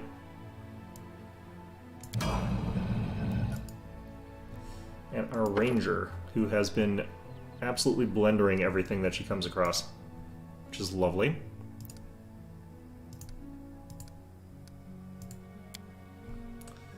Okay, so at this level, I kind of want to take Weapon Focus, I think. their two-handed blade, or two-bladed sword there. And we'll go with underground, I guess. I don't know if this place all counts as underground, but it feels like it. So that weapon focus here, The road calls me. if we take a look at her stats there, she's got like +7, +7, +7 as her attack routine, which is kind of crazy. I do want to have like enlarged person pretty soon, but I still really am happy just blasting things the way they are. Alright, let's go burning arcs because I don't have any to hit here. Alright, these have to be all the same. That's fine. Yeah, that should be fine. And for us, like, I'm also sort of like a blaster character here. Can take Bone Shaker. Because it's reliable damage that I'm allowed to do to people regardless. I think that's actually kind of our best blasting type spell for us. So we'll be able to deal a good amount of damage that way. Could also take some Cure Moderates, but I'm kind of lazy. Been finding that we're healing up fine. Okay, so let's try doing that, and then let's rest. And then let's talk to him again. 4,500, there we go. Right, so... try number 3. Okay, so we're trying to get them to look a bit like their portrait. This hair is kind of fine. Okay. Inquisitor, Monster Tactician, Plumkith. That invisibility is also nice. Rastal, Community. This also gives us some more healing. Our first level ability for the domain is actually to deal d6 plus class healing, which is basically like a free Cure Light Wounds. It's a little bit weaker, but then we also get access to Summon Monster to this level. So that's really, really good, assuming that this works. Okay, and then we go down here, down here, down here. Alright, so we're not going to have the highest damage or the best possible dexterity on here, but I think this works well for what we're doing. I think this also is a build that works really well for your primary character, so you'll have 5 more build points to sort of work with here. So we could definitely do a little bit more with that. I could also try... what if I did this? Tempting. I think we'll do it. I think this is just about suicidal enough to be fine.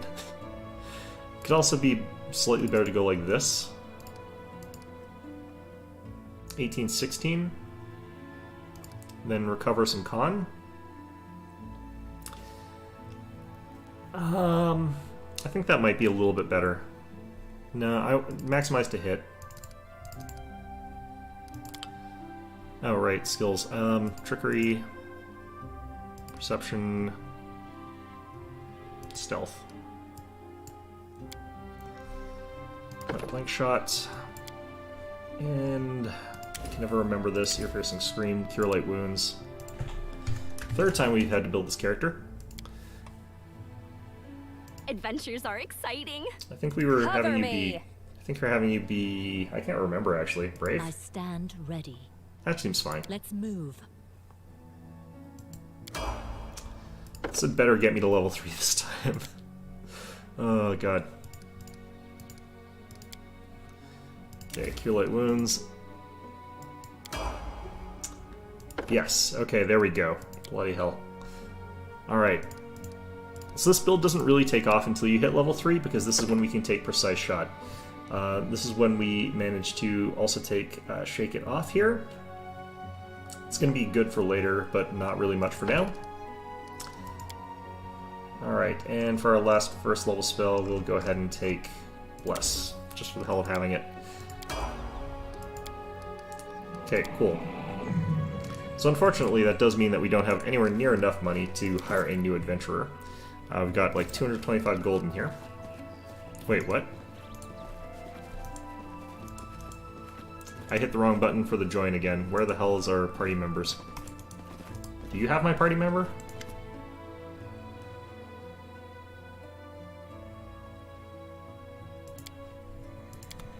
Okay, I think we'll be able to choose party members before we enter into the cave, but the problem is I don't know what her equipment is.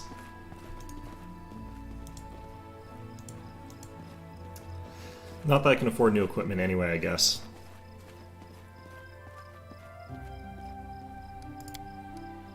Except, I don't know, I feel like I've been hitting that in a few times where it's messed up. Okay. Okay, so Ace back here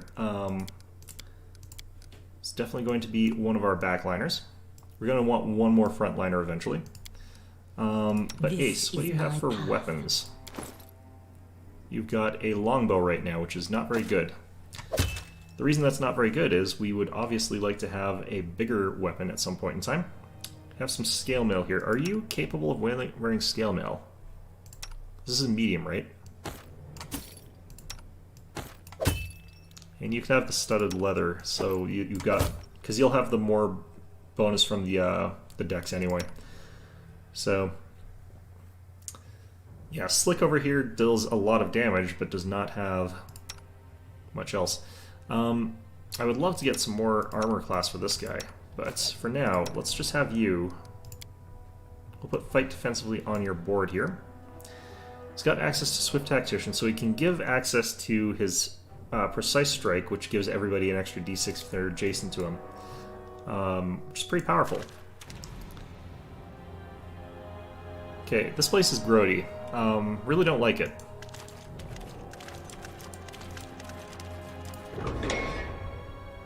Someone needs to sweep those floors a little bit. Fix some of those pipes. Alright, Stock, are you the...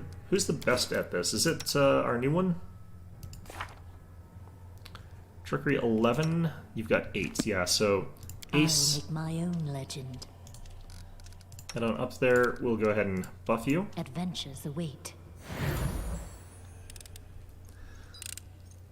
It is done. Okay.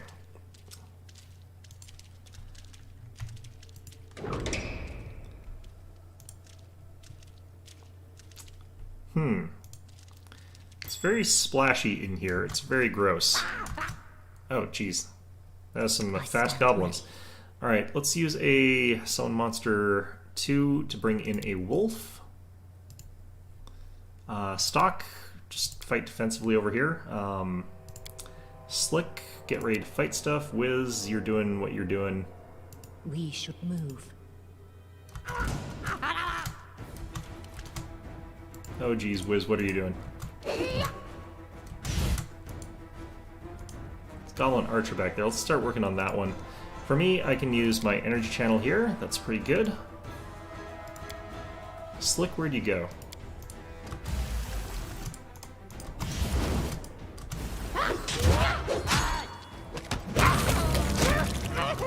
Okay, that channel negative really got them. Okay. And it looks like we managed to get a hit from Ace. Nice. Okay, so we took a ding there, but nothing serious. This Ace. is my path. The reason Ace is better at these traps is because Ace has higher There is dexterity. no greater satisfaction than in overcoming a challenge. That is, of course, until one day the challenge overcomes you. Very profound, Ace. Alright. Is that a cloak resistance? Hopefully. Give that to Stock over here. Okay. Alright, all the goblin corpses. This summon lasts a long time. He's gonna last for 3 minutes by himself here. I am finished. Okay, this is a lore nature. I think we just auto-pass that, but I don't want to get overconfident on that. Who even has nature here? It's a little bit harder for me to remember. I think it's a ranger. Is that you? Plus 4. Plus 7 on him. It's a Wiz, I guess, which is ironic. Okay.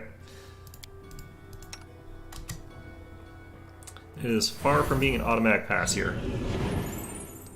What do we get? Nature's Grace. Circumstance against disease poison. Nice. I like our summon is still hanging around here. Alright. Let's throw out one of the... Do I want to use a magic missile? I'm just going to use an arcane bolt. Should be fine.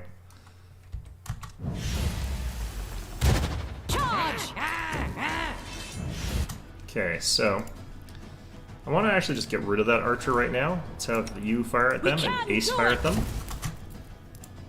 Wiz, that's a little bit far forward there. Oh, range. Wow, okay. Guess we'll deal with all these guys up front first. Let's use this.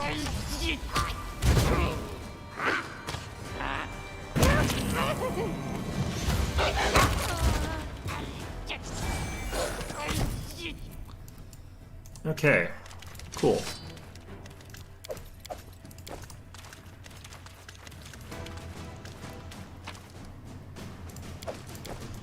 So I'm just sort of showcasing this like build here because it really shows that you don't have to think like in the box of what people sort of expect classes to do. Because no one would say that Inquisitor is like a really good tank class necessarily. That's not how they would think about it. But for bursts, when I need them to be, they can be extremely good at tanking, and for just the normal fights, they're pretty decent at it. They have a lot of resources that other classes that try to tank don't necessarily have. So let's go ahead and throw this on here and check out what our armor class is going to be. Got like the 3 mobility, right? Did I remember to actually do that for myself here? I might have forgotten. I've got +2 mobility. We have got 3 ranks though, so yeah. So that means that we've got like +3 when we're fighting defensively, so we've got like 27 and then +2 from protection if I actually feel like we need that. So quite a lot of potential armor, but not a lot of consistent armor, although admittedly I still have to go buy him plate armor. Adventures await. Alright, Ace, you're up. Forgot to buff that. I am finished. Well, looks like we're fine anyway. Okay.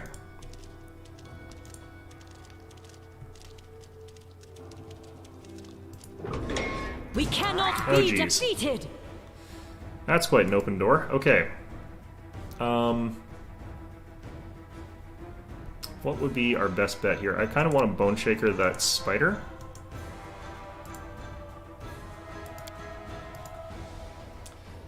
Stock, you are going to sit around here. I'm going to wait till he gets a bunch of people on him.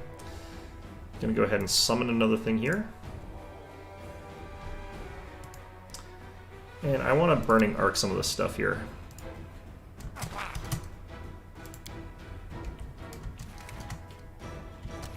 Okay, we're no longer flat-footed with Stock here, which is good. Slick, get in there.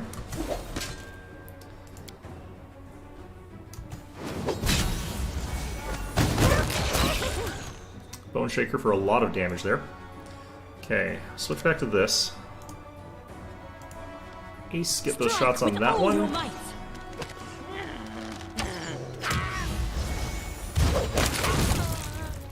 Alright, that gets us rest already. Ugh, gross. Okay, grab those. Grab that. Grab this. Anything good? Masterwork Heavy Mace? Not really. Okay. Kind of want to see like what critical hit, 23 damage critical from Slick there. The problem is like Slick kills things before she can really deal. I don't know. She got a 5 damage on the single hit there. Okay, well, Slick has a tendency to like kill things before she can use her bite attack, so you don't even realize she has 3 attacks. All right.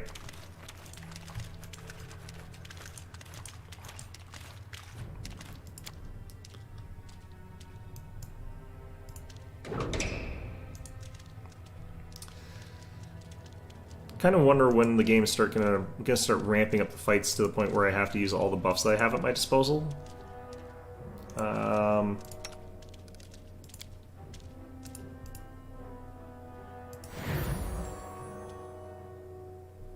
Okay, what have we got here? Sacred Protection. Bonus to armor class. Depends on the dungeon level, so... Let's find out what that's given us. Armor class 24.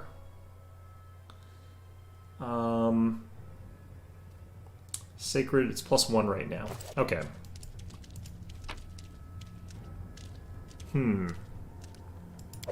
Well, it's worth money. Ace, why are you up front?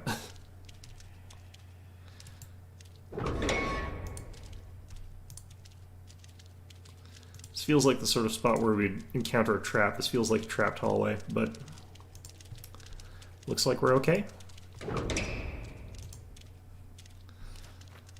What I kind of need actually is another protective thing for stock to like sort of take advantage of, so we could have 2 people up front with shields. That's something that we're going to want to have pretty soon here. I'll make my own legend. Okay, so stand Ace, ready. let's summon again. Let's have you... Wait, what is Slick doing all the way back there? Wiz, get ready for a magic missile. On that goblin sentry over there.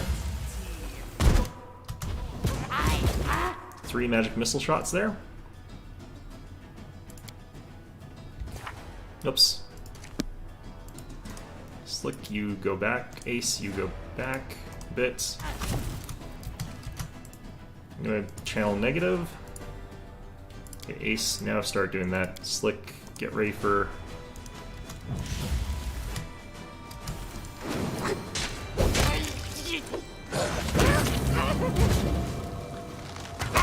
There we go, bite attack. I think I missed it though.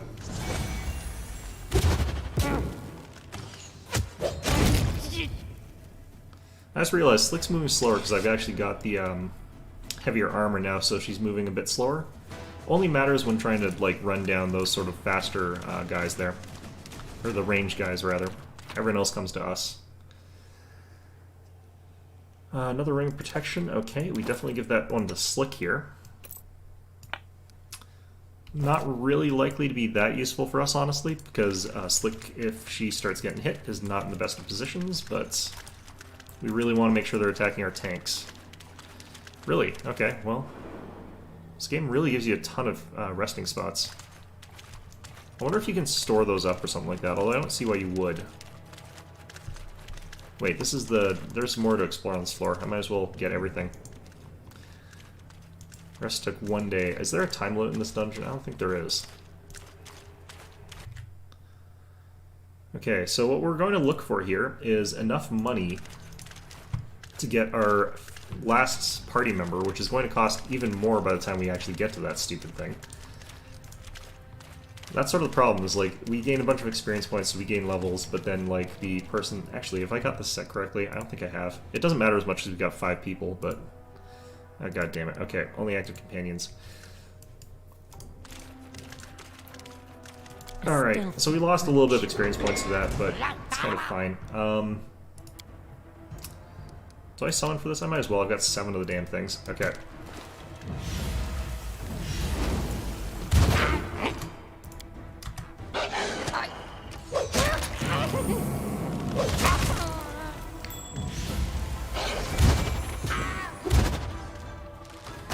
Maybe the Acolyte has not been very good for me, but you know what? I'm kind of not surprised by that. Keep trying to fire it into melee because I'm not paying that much attention to it. The channel is just so much more important. Ooh, a light hammer. +1 probably. It's worth money. What I need is a composite longbow for Ace. God, they're so gross, these things. Look at their wiggling appendages. Everything on this level is gross. Alright, did I get everything? Is there only one dead end? I hope so. Is this activatable again? No. Okay. The problem with activating those in like or resting is that you do lose your buffs from those activatables, which kind of suck. Get a sneaking suspicion we're not going to level off of this descent. Seems like we leveled every other floor, but At this point in time, we have more people. It's a much bigger amount of experience points that we need to level up at this point, so I get the feeling like we shouldn't level here. God, these mouths are so grody. We're going to get a bunch of animal companions that are completely useless next level, which is great. Once we hit level 5, we'll be able to take Boon Companion, and they'll be good suddenly. Missed a couple bows here. They're worth a decent amount of money. So the ratio here is like 2 pounds, 8 gold, so definitely worth taking all the bows. The knives and short swords are 1 to 1, so a lot worse.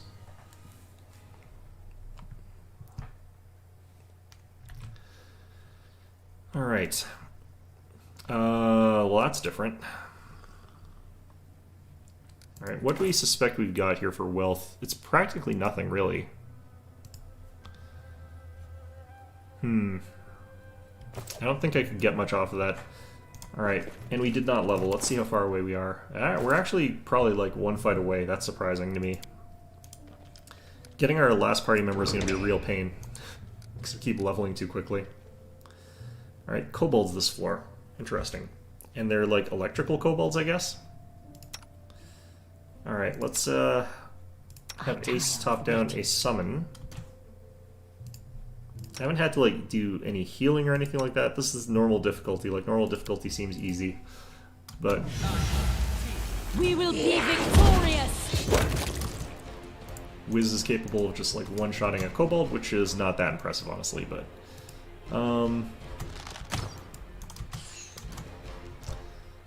okay, what have we got for our attack bonus right now with Ace? It's +8. Their armor value was 9. Fantastic. Okay, so the Doom Shaman back there, I kind of want him dead. Ace, get on that. We won't falter!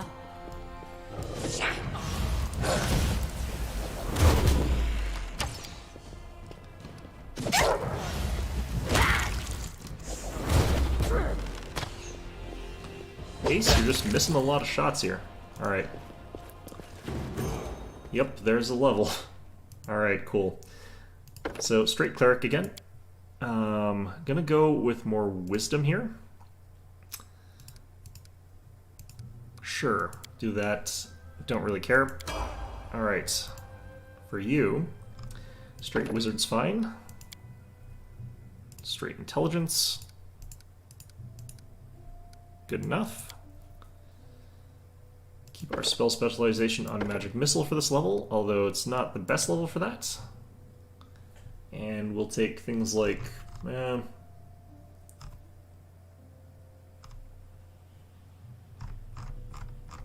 don't really care too much what we take this level. We'll take Bone Shaker and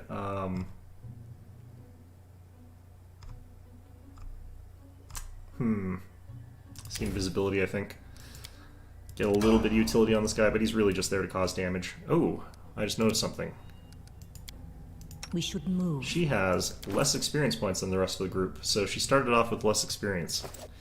Interesting. But it's not too big a deal, just as long as we got that level 3 when we did. Okay, we gain our animal companion, which we're going to go for a leopard. We'll have him go for his wisdom, just to get rid of the odd number there. I don't really need more mobility. We'll keep leveling it since we want to have someone who can do it. We'll give him Bone Shaker, and we'll give him Restoration, just so that we have someone who can use it. Although I could use it as well, I guess. Ranger 4. Hunter's Bond, we get another animal companion.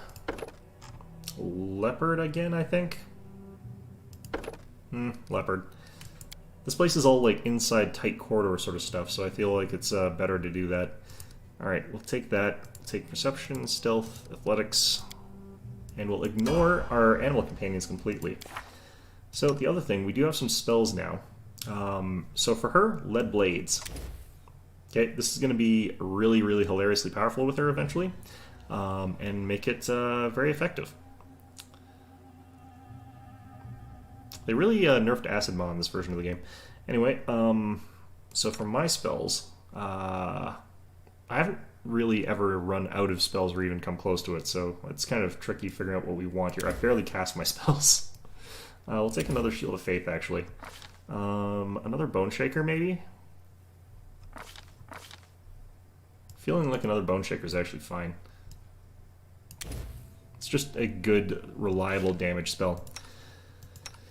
Alright, down here, this is where we might want to have one of these available. This is what evokers look like. They just are like, well, I know one spell this level. I do have some like extra versatility though, and I do appreciate that. Gotta admit. Masterwork light crossbow, okay.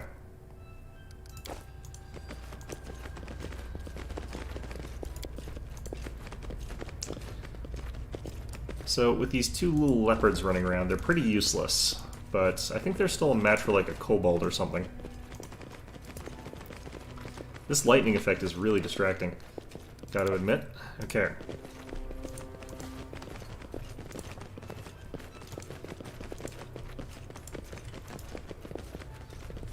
Also, where's the door out of this place?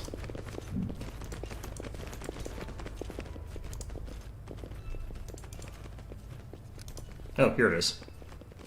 Also, did I miss something from here? Or is this just one of those chests that always has, like, available space for me to, like, put stuff into it, I guess? Okay, so, I'm just gonna have the leopards in the back here as rear guard sort of things in case, like, a kobold sneaks up on us or something like that. It doesn't really matter. Alright, who's in here?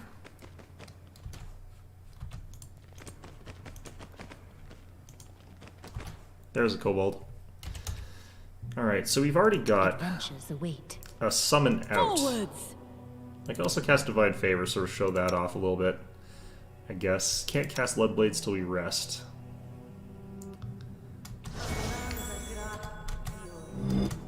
This is Alright, let's just have Ace try this We can shot and do we'll see it. what that looks like. Charge! 5 damage. Mixed with all these summons, it's not bad.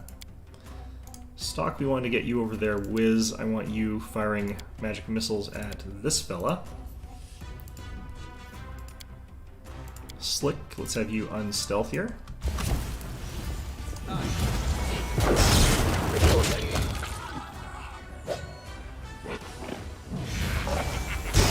Wow, Slick is really missing those attacks there. Where'd that chain lightning come from?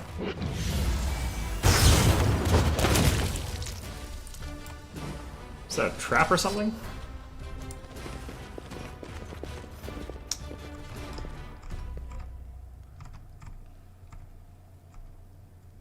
Kobold Blade Veteran uses Chain Lightning. Interesting. It's kind of a high level ability for where we are. Burst of Nettles, it's a level 3. Alright, we can collect all those. Probably sell that for a huge amount of money. Where'd that Kobold Blade Veteran's corpse go? Is it behind this? It's behind this. Let's rest. That's fine. Is this Masterwork? Nope. Alright, Expeditious Retreat, Masterwork Light Crossbow, good stuff. Another treasure chest back here too. Ooh, this is stuff. Gloves. I love gloves. Alright, what did the gloves have? Mad Scientist gloves. Fire resistance 15 and acid resistance 15. I guess technically this guy wants those. Okay. Better shield. I'll take that. Yeah, tanks are very item greedy. They take like all of your money. Still don't have plate armor for this guy. Alright. So I have got the option to cast like lead blades now. I think we might actually want to have Wiz cast Enlarged Person instead on Slick there. It'll last 4 minutes, but can check Slick's stats here. So we've got 2d6 plus 6 damage on each of these attacks here, and well, it's 2d6 plus 6 and then 2d6 plus 3, so it's big damage. Pretty big damage, okay. So Wiz, want you to go over here. I'll go ahead and buff you up there.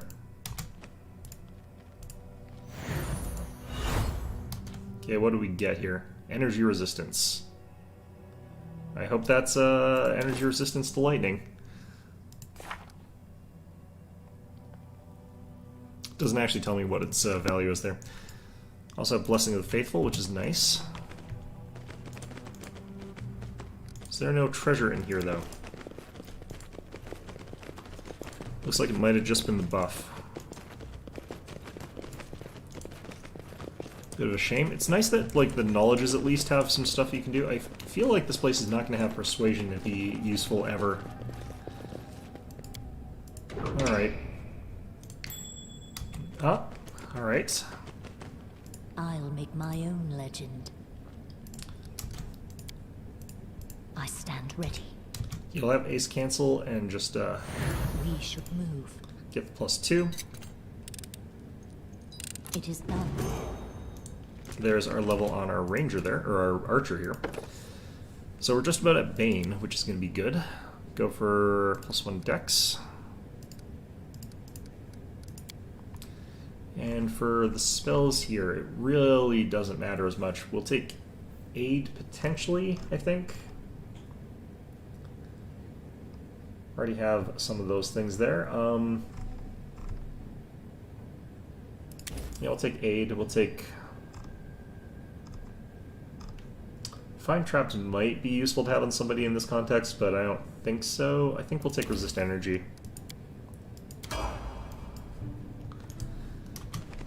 Okay.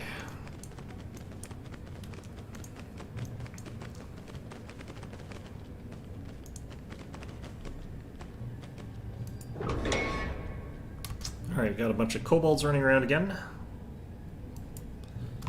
Sort of hold our position here for a bit. Adventures Ace, await. let's have you summon something up here. Strike with all your might!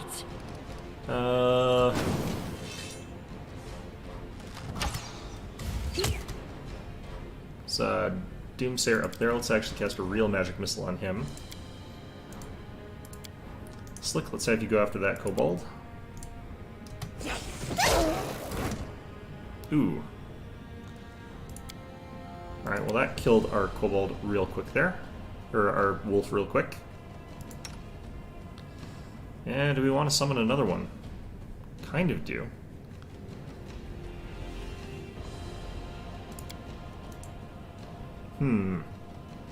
Bit worried about this place. Let's go ahead and use this.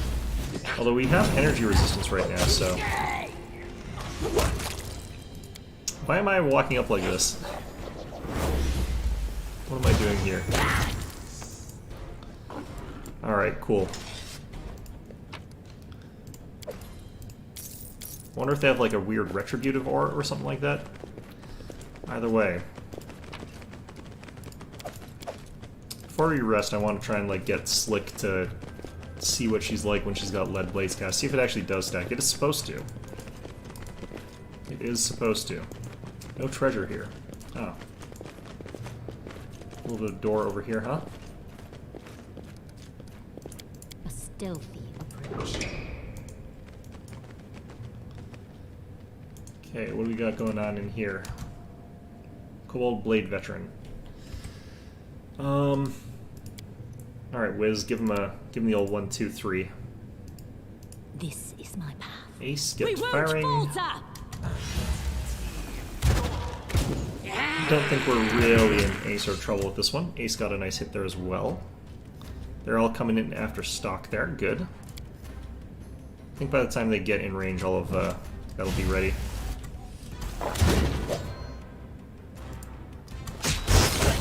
Ouch. Yeah, that is being reduced though. Slick, let's have you. Yeah, it's all being reduced. Okay. I think we try to get through here without letting anyone,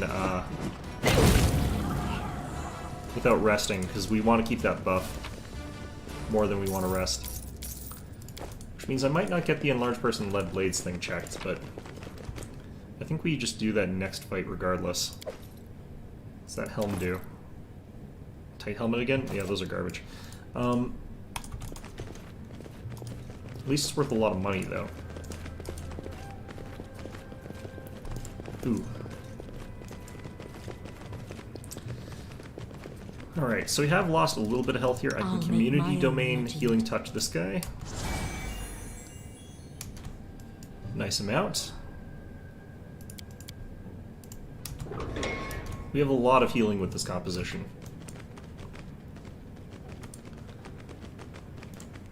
At least for this level.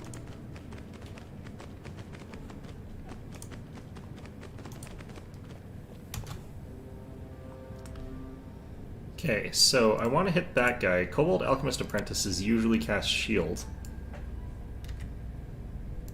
So we want to hit him hard before he gets a chance to do that. And we are going to go ahead and have Slick cast Lead Blades just so I can look at that. Alright, Lead Blades, are you working? Yes, 3d6 plus 6, 3d6 plus 3. So Slick is absolutely disgusting right now. That guy just immediately dies. Stock, get out in front there. Slick, can you not have, Alright.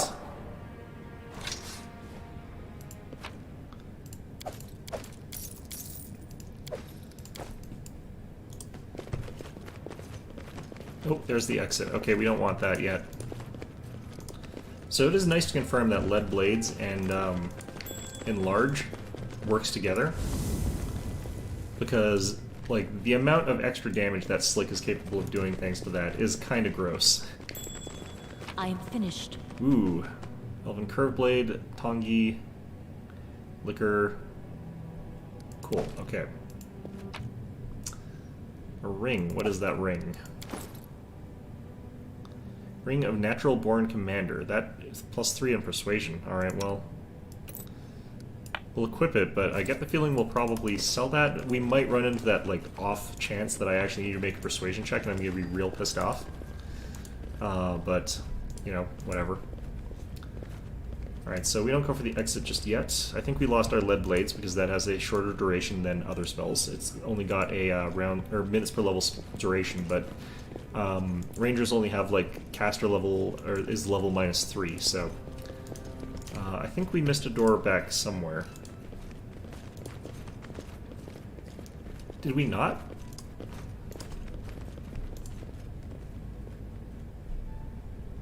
Could have sworn there was more places to explore, but good to do a quick sweep, I guess, of the area. Because you can't go back to a floor, which is weird.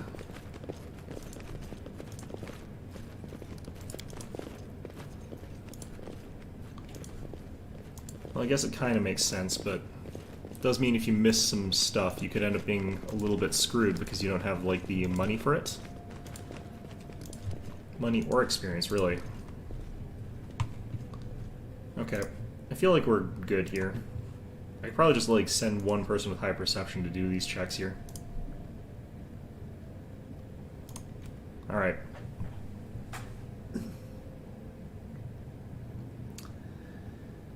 So I want to check to see if we can afford our 6th party member, which is probably going to be another frontliner of some sort.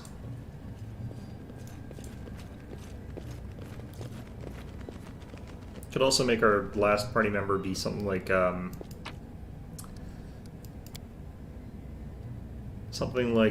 Oh, I don't actually need more frontliners, so we've got 2 animal companions that are going to be boosted in the level. Let's see if we end up with enough money here. Hopefully we do.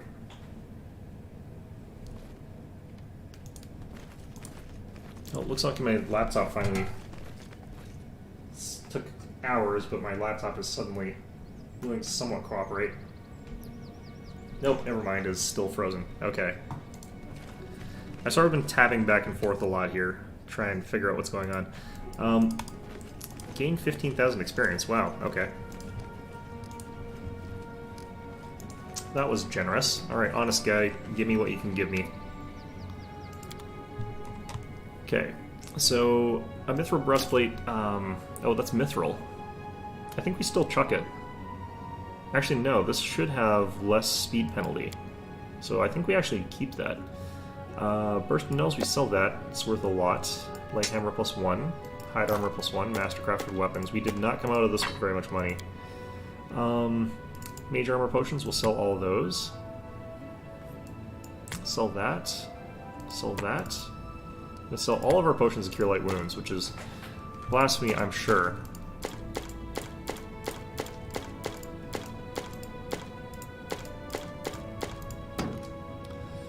Okay, an Elven Curve Blade +1. It's worth a lot. Tongi +1. Worth a lot. So we keep the Potions of Cure moderate. The reason is that these actually still have some interesting traits to them that are worth quite a bit to us, so we'll keep it. Okay, we got actually 8,000 bucks. That could very well be enough for us to get our last party member. Alright, if it costs less than... If it's like 4,500 again, then I know I have to do some resting before we can actually talk to this guy, but I think we'll be fine. 8,000, yeah, that's all my money. Alright, so we want another person who can do some frontlining, I feel like. I feel like we want to have another frontliner. I haven't really put any thought to what we would want as a last sort of member to this party, though, because we have kind of got a really rounded group already. It's capable of dealing with a lot of threats and dealing a lot of damage. I feel as though we could get away with something kind of creative. Do I want another frontliner damage dealer, maybe? Maybe we could show you the other side of, like, two-weapon fighting that's really powerful, but a little bit difficult to spec into. Have them be, like, yeah, let's try that. Let's do that. Human, I think, is okay, but we kind of want that bite attack there. I'm kind of feeling like we want to have the bite attack, but we can get that from another method. So I think I'm going to show you guys a really weird build here. So, the thing about Barbarian Rage is that you can rage, and it gives you +2 bonus on melee attack rolls, melee damage rolls, and it's +2 even if you're using two-handed light weapons, or you're using 2 light weapons. So you can do this sort of weird thing where I can take like this level of Barbarian, and then I can take levels of Fighter. So I guess we'll take the levels of Fighter first and see if I can afford to take the levels of Barbarian as well, but what happens is when we get to here, I can get a Rage Power that gives me a bite attack without having to be a Tiefling. Although admittedly, Tiefling is nice for a bunch of other reasons. Having a human fighter gives me a ton of feats, lets me sort of get away with what we're doing here. Oh no, we're going for a dexterity build. Okay, so go with strength, dex. We'll need a little bit of constitution here. I don't need intelligence. Actually, I do need some intelligence. I don't need wisdom. I don't need charisma. I think we fully dumped that one. Just need to get to 13 here. I guess we keep our wisdom. Looks like we can. Go a little bit up in strength. And we'll go with mobility and... persuasion? No. Mobility, athletics. It got 4 skills. Because we're human, right? I forgot we get more skills as human. We'll take persuasion, whatever. Doesn't matter. So what we want here is weapon finesse. That's going to be very important for us. We're going to take weapon focus, and we're going to take those with kukris. I can't remember if this is the correct weapon, but I think it is. We're looking for the one that's got like an 18 to 20 critical range. I think this is it. I might be wrong here. Slash and Grace, Kukri, cool.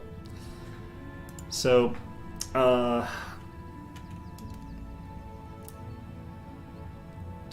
out of stupid names to give these people here. Let's figure out what we can figure out from their name here. With Grace? Alright, your name's Grace. You know what? Actually, keep in caps lock with that. Your name's Grace. Oh god, that's so bad. Alright, you're gonna be a neutral character. Actually, no, you're chaotic. You're chaotic as shit. Away, you rascal! Alright, so we've got that. Get another level here. Let's take maybe those 2 levels of Barbarian now. Oh, we'll take the Fighter level first, actually. We can take 2-weapon fighting now. Okay, cool. So we've got 2-weapon fighting now. Take our level of Barbarian. Try and go to 2. It'll also get us Uncanny Dodge, which is nice. I don't really care about our skills. Okay, so we can take Piranha Strike here, which gives us basically power attack for light weapons. Which is pretty okay here. I do actually want to eventually get some armor on this character, though, so we're going to go with Dodge.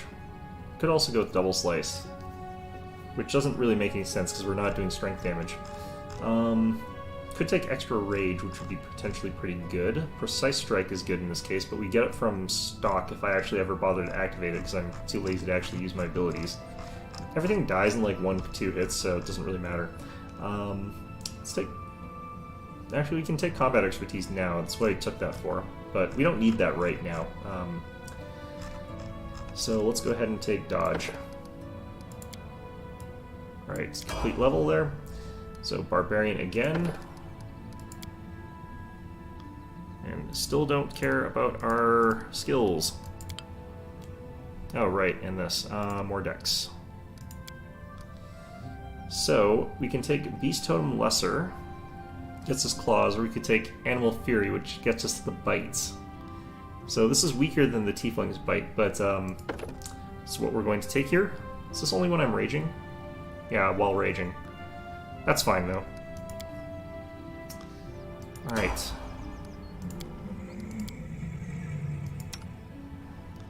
Okay, so everyone, I think, is pretty close to the same experience points level. I don't think... Ooh, you're pretty far behind. That's fine, though. Alright, so we got 1 Kukri, which is interesting. We do also have the longsword, so I could do this style of 2-weapon fighting here, which is not really my favorite, because we don't get much benefit from there. But let's see if we can get another Kukri. And even if not a Kukri, like, it would be nice to just get some form of other weapon there.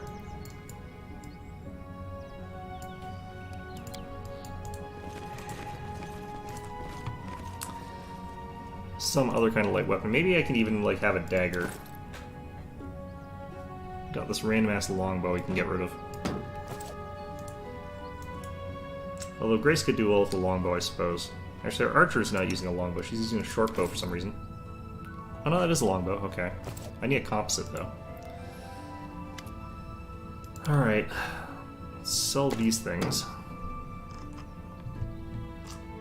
See if we can find a mundane Kukri.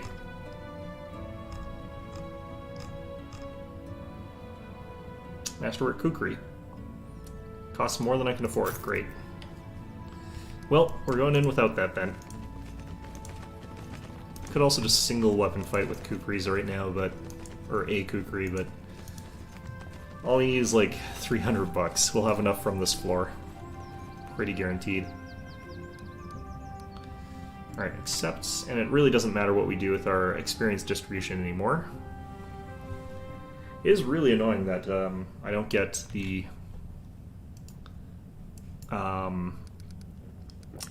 certain things there. Who do I want to have this armor? I forgot we've got that. Why do you only have 19 hit points? I forgot you have no constitution, right? Okay. So for the medium armor that we got here, the mithril, we could throw that in here. Or do we throw it on our Dex Fighter? Our Dex Fighter definitely should not be wearing Scale Mail, though. Maybe they would be better off with this, because they could make full use of the max Dex bonus. So she would have 22 armor class, because she's getting 5 Dex and the full armor bonus, whereas you only have, like, 1 Dex. So yeah, that's the better way to do it. Alright, so Grace, you're going to be, like, semi-off tank for a little bit, but not really. Now This you is see not... me. This is looking... Now you don't. This is looking wibbly. Alright.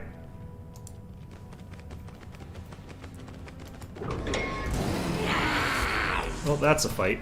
Grace, let's have you not rushing forward ahead of the tank. Leopard, you guys are useless leopards, so Grace, we want you moving back behind stock here. Ace, get us a summon. I forgot to rest. Wiz, start working on that boom shaman back there. Stand down. Slick is going to deal more damage this level because I don't have the right weapons yet.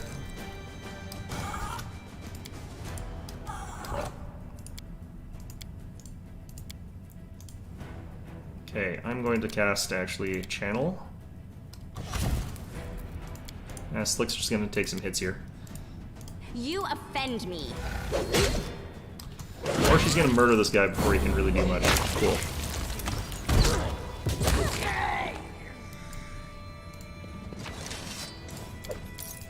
Like, Slick really does have one of my favorite double weapon fighter builds. Grace, were you raging? I should not have that on Adventures are autocast. exciting. What?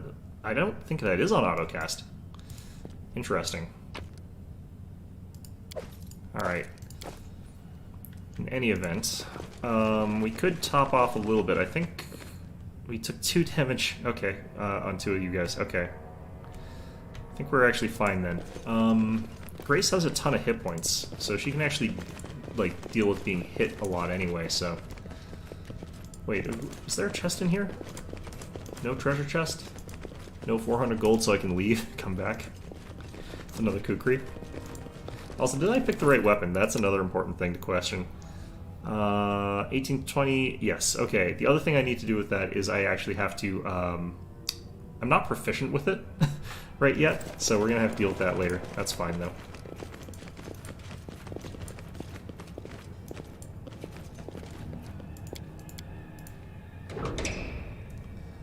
Okay. Party's getting big, but that's why I didn't want to get another animal companion class there.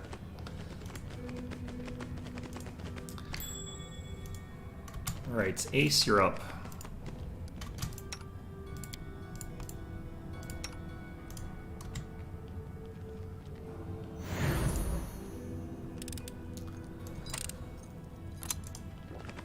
Cool.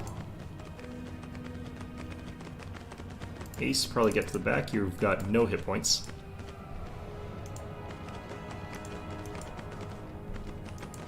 Having more Priests of Erastil would have also been probably nice, because then I could have had way more of that cure thing. Cobalt Soldier over here. I think we just have Wiz throw a thing at it. Actually, he's kind of out of the way there. Okay, so we'll just have Ace summon, or shoot you, I guess. They already got a summon.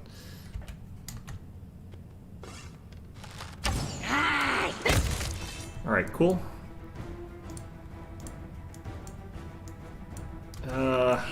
Formation's getting a bit jank here. Grace. Okay, these are mostly Doom Shamans and stuff like that. You fire there. For my part, I'm gonna Bone Shaker this guy.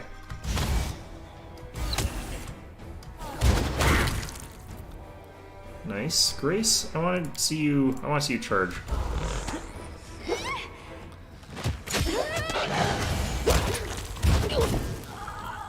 I killed everything before I could really see Grace's offhand attack there. Maybe if we can steal a knife. No knives. Unfortunate. Okay, what about you? Do you have a knife? No. Okay. So I'm gonna have to leave soon because I have to go to work, but I think we're understanding like our party a little bit better, and we're understanding like the benefits of the character builds that we've got here. I could even use this build probably on unfair difficulty, I think. So maybe we give this another shot later. But I sort of wanted to show you guys like what you can accomplish with characters that are built in kind of a janky way that you might not expect to work. Because none of the characters are really doing what you think you're supposed to be doing, except the Ranger and the Wizard are kind of doing... Well, actually no, the Wizard's doing what everyone says sorcerers should do. And I'd argue he's doing it better than a sorcerer could do it, because he's doing a little bit more damage than a sorcerer could do this level. So yeah, that I think is going to be what we can manage. I'm just going to try and run through this floor, I guess. I wonder if there's a negative to failing one of these. I don't think our Ranger is actually the one that's got good lore nature, are we? Yeah, it's really just our nerd. We've only got a +8. Our odds of succeeding this are not fantastic, since the DC has gone way the hell up. But I guess, Wiz, let's have you take a look at this.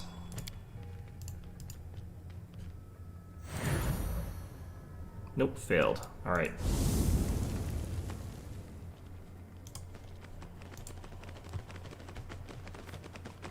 Well, there's our treasure chest that we were hoping for. In a bit of a weird spot, but... Ooh, that is some stuff here. Okay, what do we get? A longbow +1. It's not composite. Why the hell? Alright, Ace, you're getting it anyway. The energy source ring, 2 more channel energies. Cool.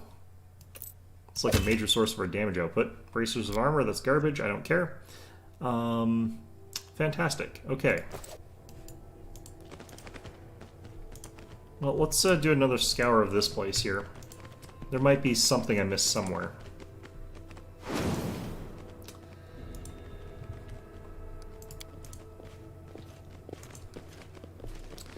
Nope, I really haven't. Okay, cool. Thing is, I also kind of need 2 Masterwork Kukris, because if you're dual wielding, you want them both to be Masterwork.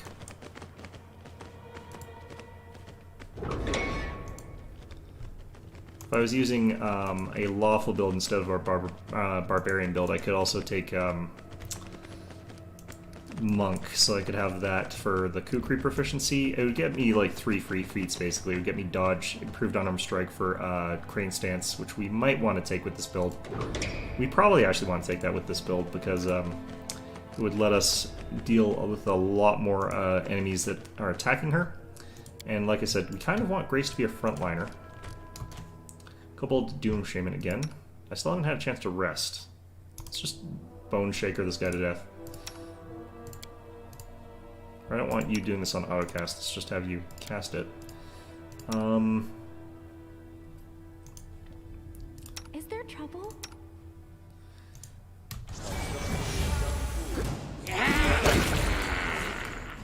Cool. There's another guy, soldier. Okay, Stock, you're after him. Your time And Grace, is you're gonna head in there. Okay, cool. Anyone else? Still need to find a knife. Hey, have a look! She's very enthusiastic about that. That's kind of interesting. Alright, Stock, or Ace actually. You're up there.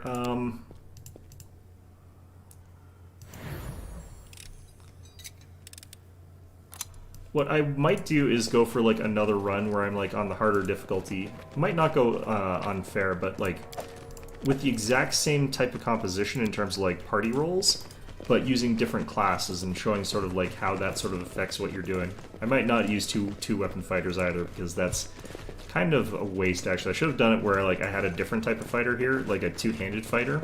Maybe I'll have two-handed fighters for the next one.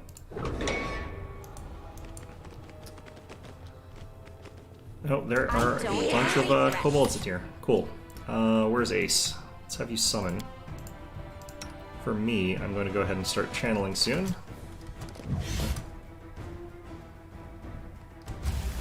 What's he got here? He's casting Dominate Monster. That's not good. Oh,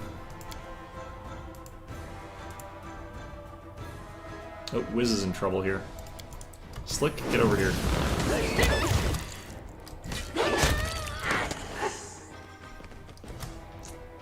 Who got hit here? Who's screaming?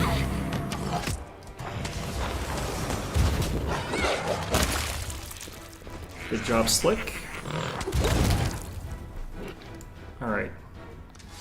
Good enough. Have we found a knife yet? Short sword, that'll do. We're actually proficient in short swords. Alright. Actually should do it like this. There we go. So we got a +8 on the Kukri. Are we actually actually, these might be martial. Oh, they are martial. Okay. Yeah, so 18 to 20 crit range on those things makes them quite good. Yeah, they're just good all around. They're a very, very nice weapon. for this type of build here, because we got lots of bonus damage from like dexterity and stuff like that. Gonna have like Piranha Strike and all that other stuff giving us bonus damage. Okay, collect all that. Good. We'll just hit up that fire there, get our spells back, because I forgot to do that before we came in here. Okay, so what is going on in this place? How long have I got here? I've got about 20 minutes before I have to think about going. Okay.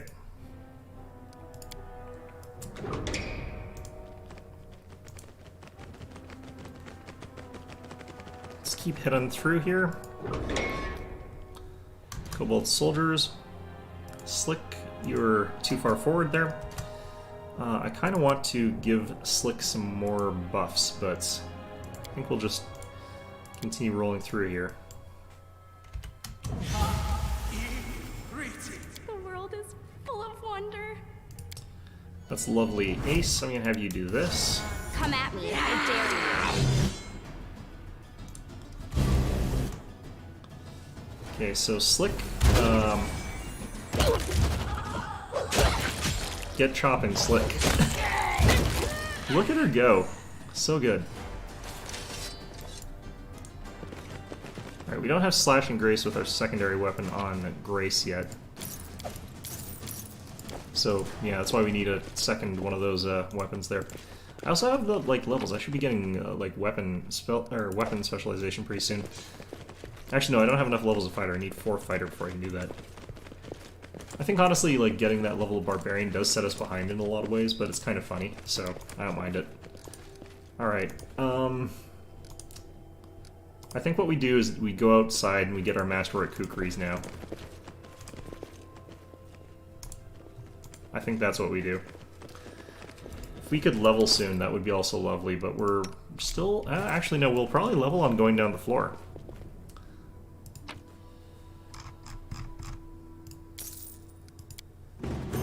Yep. I don't think everyone will. I think we're going to be behind with our Archer and with our Fighter, but that's fine otherwise. Ooh, this place looks interesting. Yeah, just actually Grace is behind. That's interesting. Okay, so for us, let's go ahead and just pop in whatever we take. I don't care.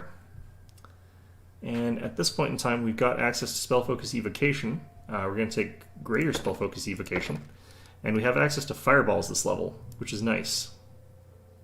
Actually, I don't need Greater Spell Focus Evocation. Let's just learn how to be better at Fireballs, maybe. I would kind of like that. You could also take Extra Channel. I could also think about Meta Magic. So spell specialization for like Fireball might be interesting. I don't think I can take that right now. Interesting, I can't. Okay. So I guess what we want to take right now, all our options are kind of meh in a lot of ways right now. I do think that we're going to take just Greater Spell Focus Evocation. But we should actually have access to Fireball this level. Let's actually find out if that's true. Yep, Fireball. And I can equip it in all of our slots. Fantastic. Animate Dead is also here. That's actually really, really good. Probably better than Fireball in a lot of ways, but we'll do this. Alright, so for our Wizard, we now get more powerful stuff here. Don't care about your skills. Cool. So we can take Greater Spell Focus, but again, that doesn't really help us with what he's doing. We're going to take... have I taken Empower Spell yet? No, we haven't. Okay, we'll take that, and we'll be able to fill our 3rd level slots with more powerful stuff there. Spell Penetration might be a good idea, just in case we run into SR. Spell Specialization is still going to be in Magic Missile for this level. Fireballs. Huzzah. We'll also take Heroism, but I probably won't ever use it. Okay. For our Inquisitor, this is our tanky Inquisitor. We're going to continue getting tanky feats for him. Got some overlapping skills that I should not be... Oh, wait, Boon Companion this level.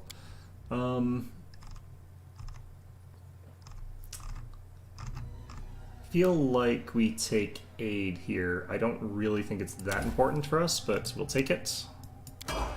Guess because we're not getting heroism. Ranger 5, we get another favorite enemy level, which is not great, but is what we get. I should be taking like nature on these guys, but it doesn't matter that much. Boon Companion here as well. Get a new favorite enemy. I'm going to pick Aberrations and continue with animals maybe? I don't know. I have no idea. Complete that. For you, our archer. Get Bane. We get Summon Tactics, which is really powerful, and we get a more powerful Summon. Also really, really good. And we're going to have Weapon Focus Great Bow, potentially. Or, Longbow. Now, this is a good option, but I feel as though, actually, I want to try and get something like potentially Deadly Aim would be good. Rapid Shot would be good. I don't think I can get Many Shot yet. I think I need the Rapid Shot first before I can do that. I think we work on those feats first, actually. Let's just check the prereqs for Many Shot.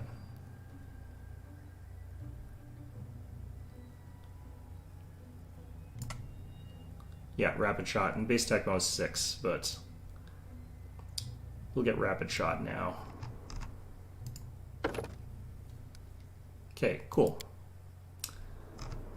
For this, we'll go ahead and take protection from alignment communal, I feel like. And that's all we can do, unfortunately. So, with Rapid Shot turned on, we unfortunately suffer a -2 to hit, but we get to fire 2 shots, which is a pretty big bonus. I really wish we had a composite bow for her, though. Alright. And we were going to leave, because we need to get our friggin' kukris. Make it so that Grace is even somewhat effective. Grace.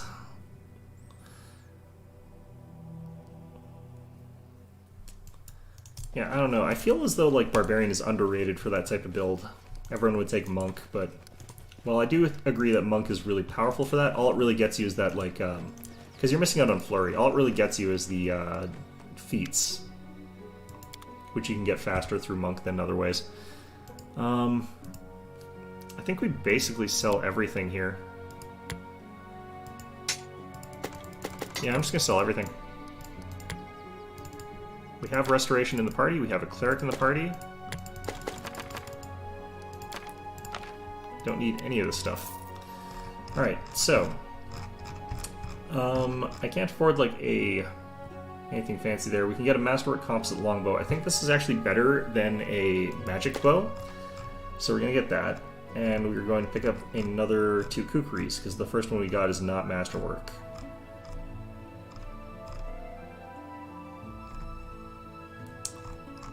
What am I thinking of spelling here? Jeez. Alright, 2 Masterwork kukris. It's pretty much all our money. I think that's fine. No time for idling.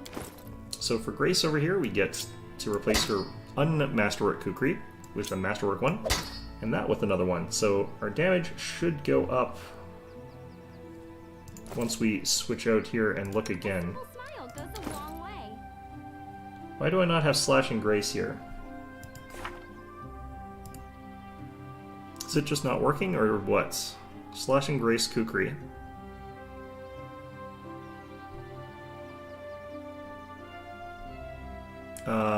There is something very strange going here. I think if we rest, it might be fine. Friendship lasts forever.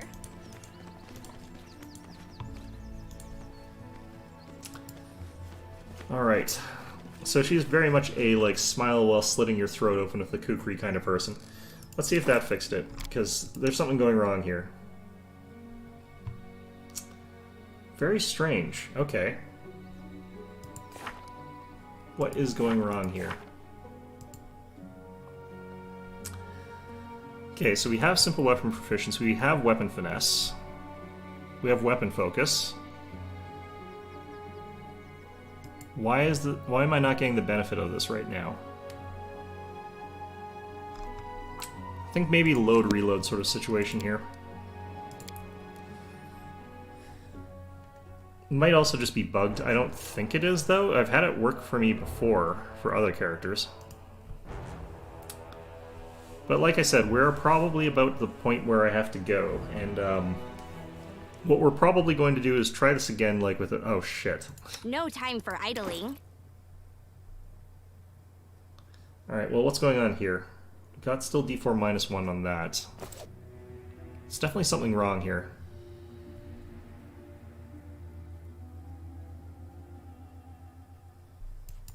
Might be something I've done here, but... The way seems clear. That is going to be very annoying if that is the case, though. How come it doesn't save, I wonder? Maybe if I rested it, it would have saved it, but... Okay. Let's just do this so that it automatically scrolls where I'm...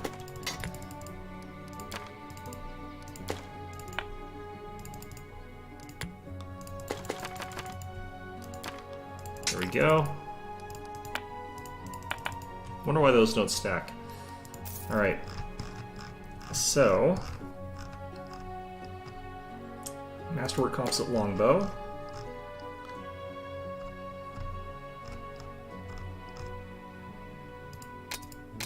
Couple of kukris. Okay, so... Adventures are exciting. Maybe if I put it in, like, our primary thing here.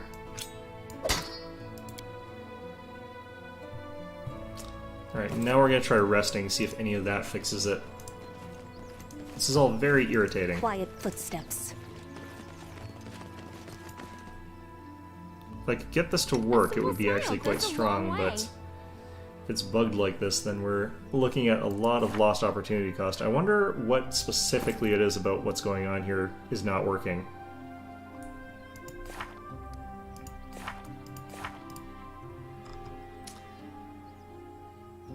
Now it's saying I don't have Dexterity 13. Do I need to be not wearing armor or something? Let's try that.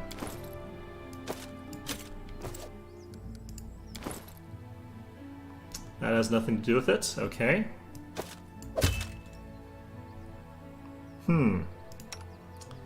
This is very peculiar.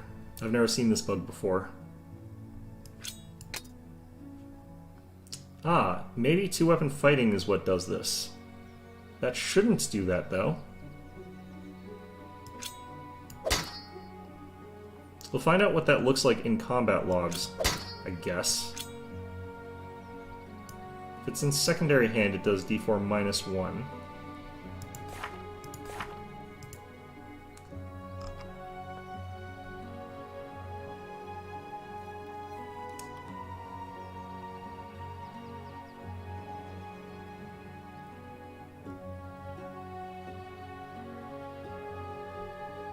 Okay, so we should qualify on all those fronts there, and now it's really screwed up because it's saying we don't qualify for any of the prerequisites, despite the fact that we obviously do, and we're also getting the benefit from it. So this is just really weird.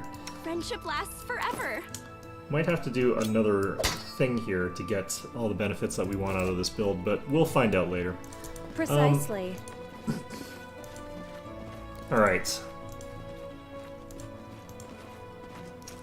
I wonder if that is just bugged. I feel like it probably is here. Well, we can still make a lot of damage out of that build. It's just really strange. If we're only getting like 1 to 2 damage when we actually fight stuff, that's when we're going to know for sure. So we're going to make sure that Grace fights something here. That's easy. Our damage is like D4 minus 1, then we'll know. This is a very narrow door. Alright, Grace, we're gonna have you fight that one. Die, die, Out of die! my way! So Grace can technically, like, tank a little bit, and this guy's got... Okay, so Grace deals 2 damage, so it is minus 1 right now. Okay, interesting. What? You did it? You Oh, offended I'm still me. alive. over there. I don't even want to know. Oh.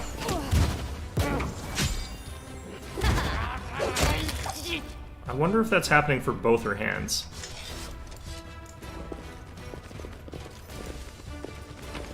Yeah, I've never seen this problem before. This is a very strange one. I wonder if it will work if I use a different weapon. That's kind of what I'm thinking now. Quiet Can I footsteps. respec? I'm gonna try and see if I can do a respec and switch to knives and if that'll work. But I feel like it's just bugged for two-handed fighting in particular. Okay.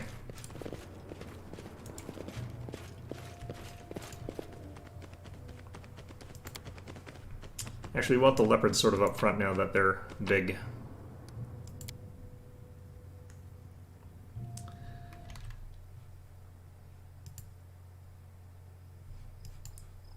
Okay.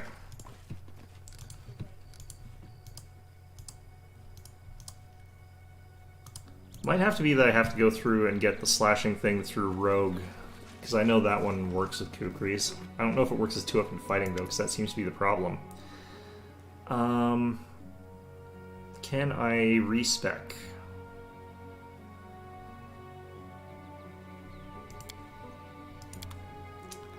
I don't seem to have the ability to do that here. Normally you'd talk to Noriel 8 Eyes and that would let you do that. Alright, so if this isn't working properly, what could we do to fix this? Well, Barbarian still works because we can still rage and get +2 to hit and +2 to our damage, making this d4 +1. We'd still get the ability to get weapon specialization pretty quickly.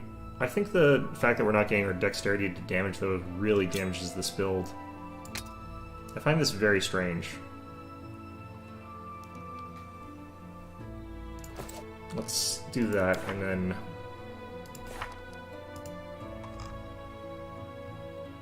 This is so weird. Well, we do have the save now. Let's try and load again.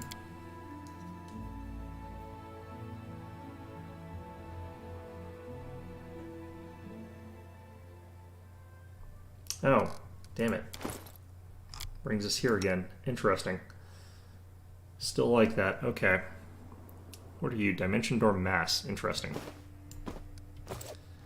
Well, for now, that is going to be our episode for today. Seems clear. Kind of disappointing that that gives one of our characters like a penalty where they can't actually use the abilities they had. I have not seen that bug for that. I want to kind of experiment and figure out a little bit more about that one. My way. We should move. Should use a little bit of healing on... Oops, him as well, but... Probably take one of these, yeah. Calming Touch is just such an inexpensive way to heal. Are we almost out of time here? I am out of time. Quiet footsteps. Alright, well, that is going to be our episode for today. I hope you found this one enjoyable. Hopefully I'll be available more often later, but yeah, in the meantime, I will see you guys all next week.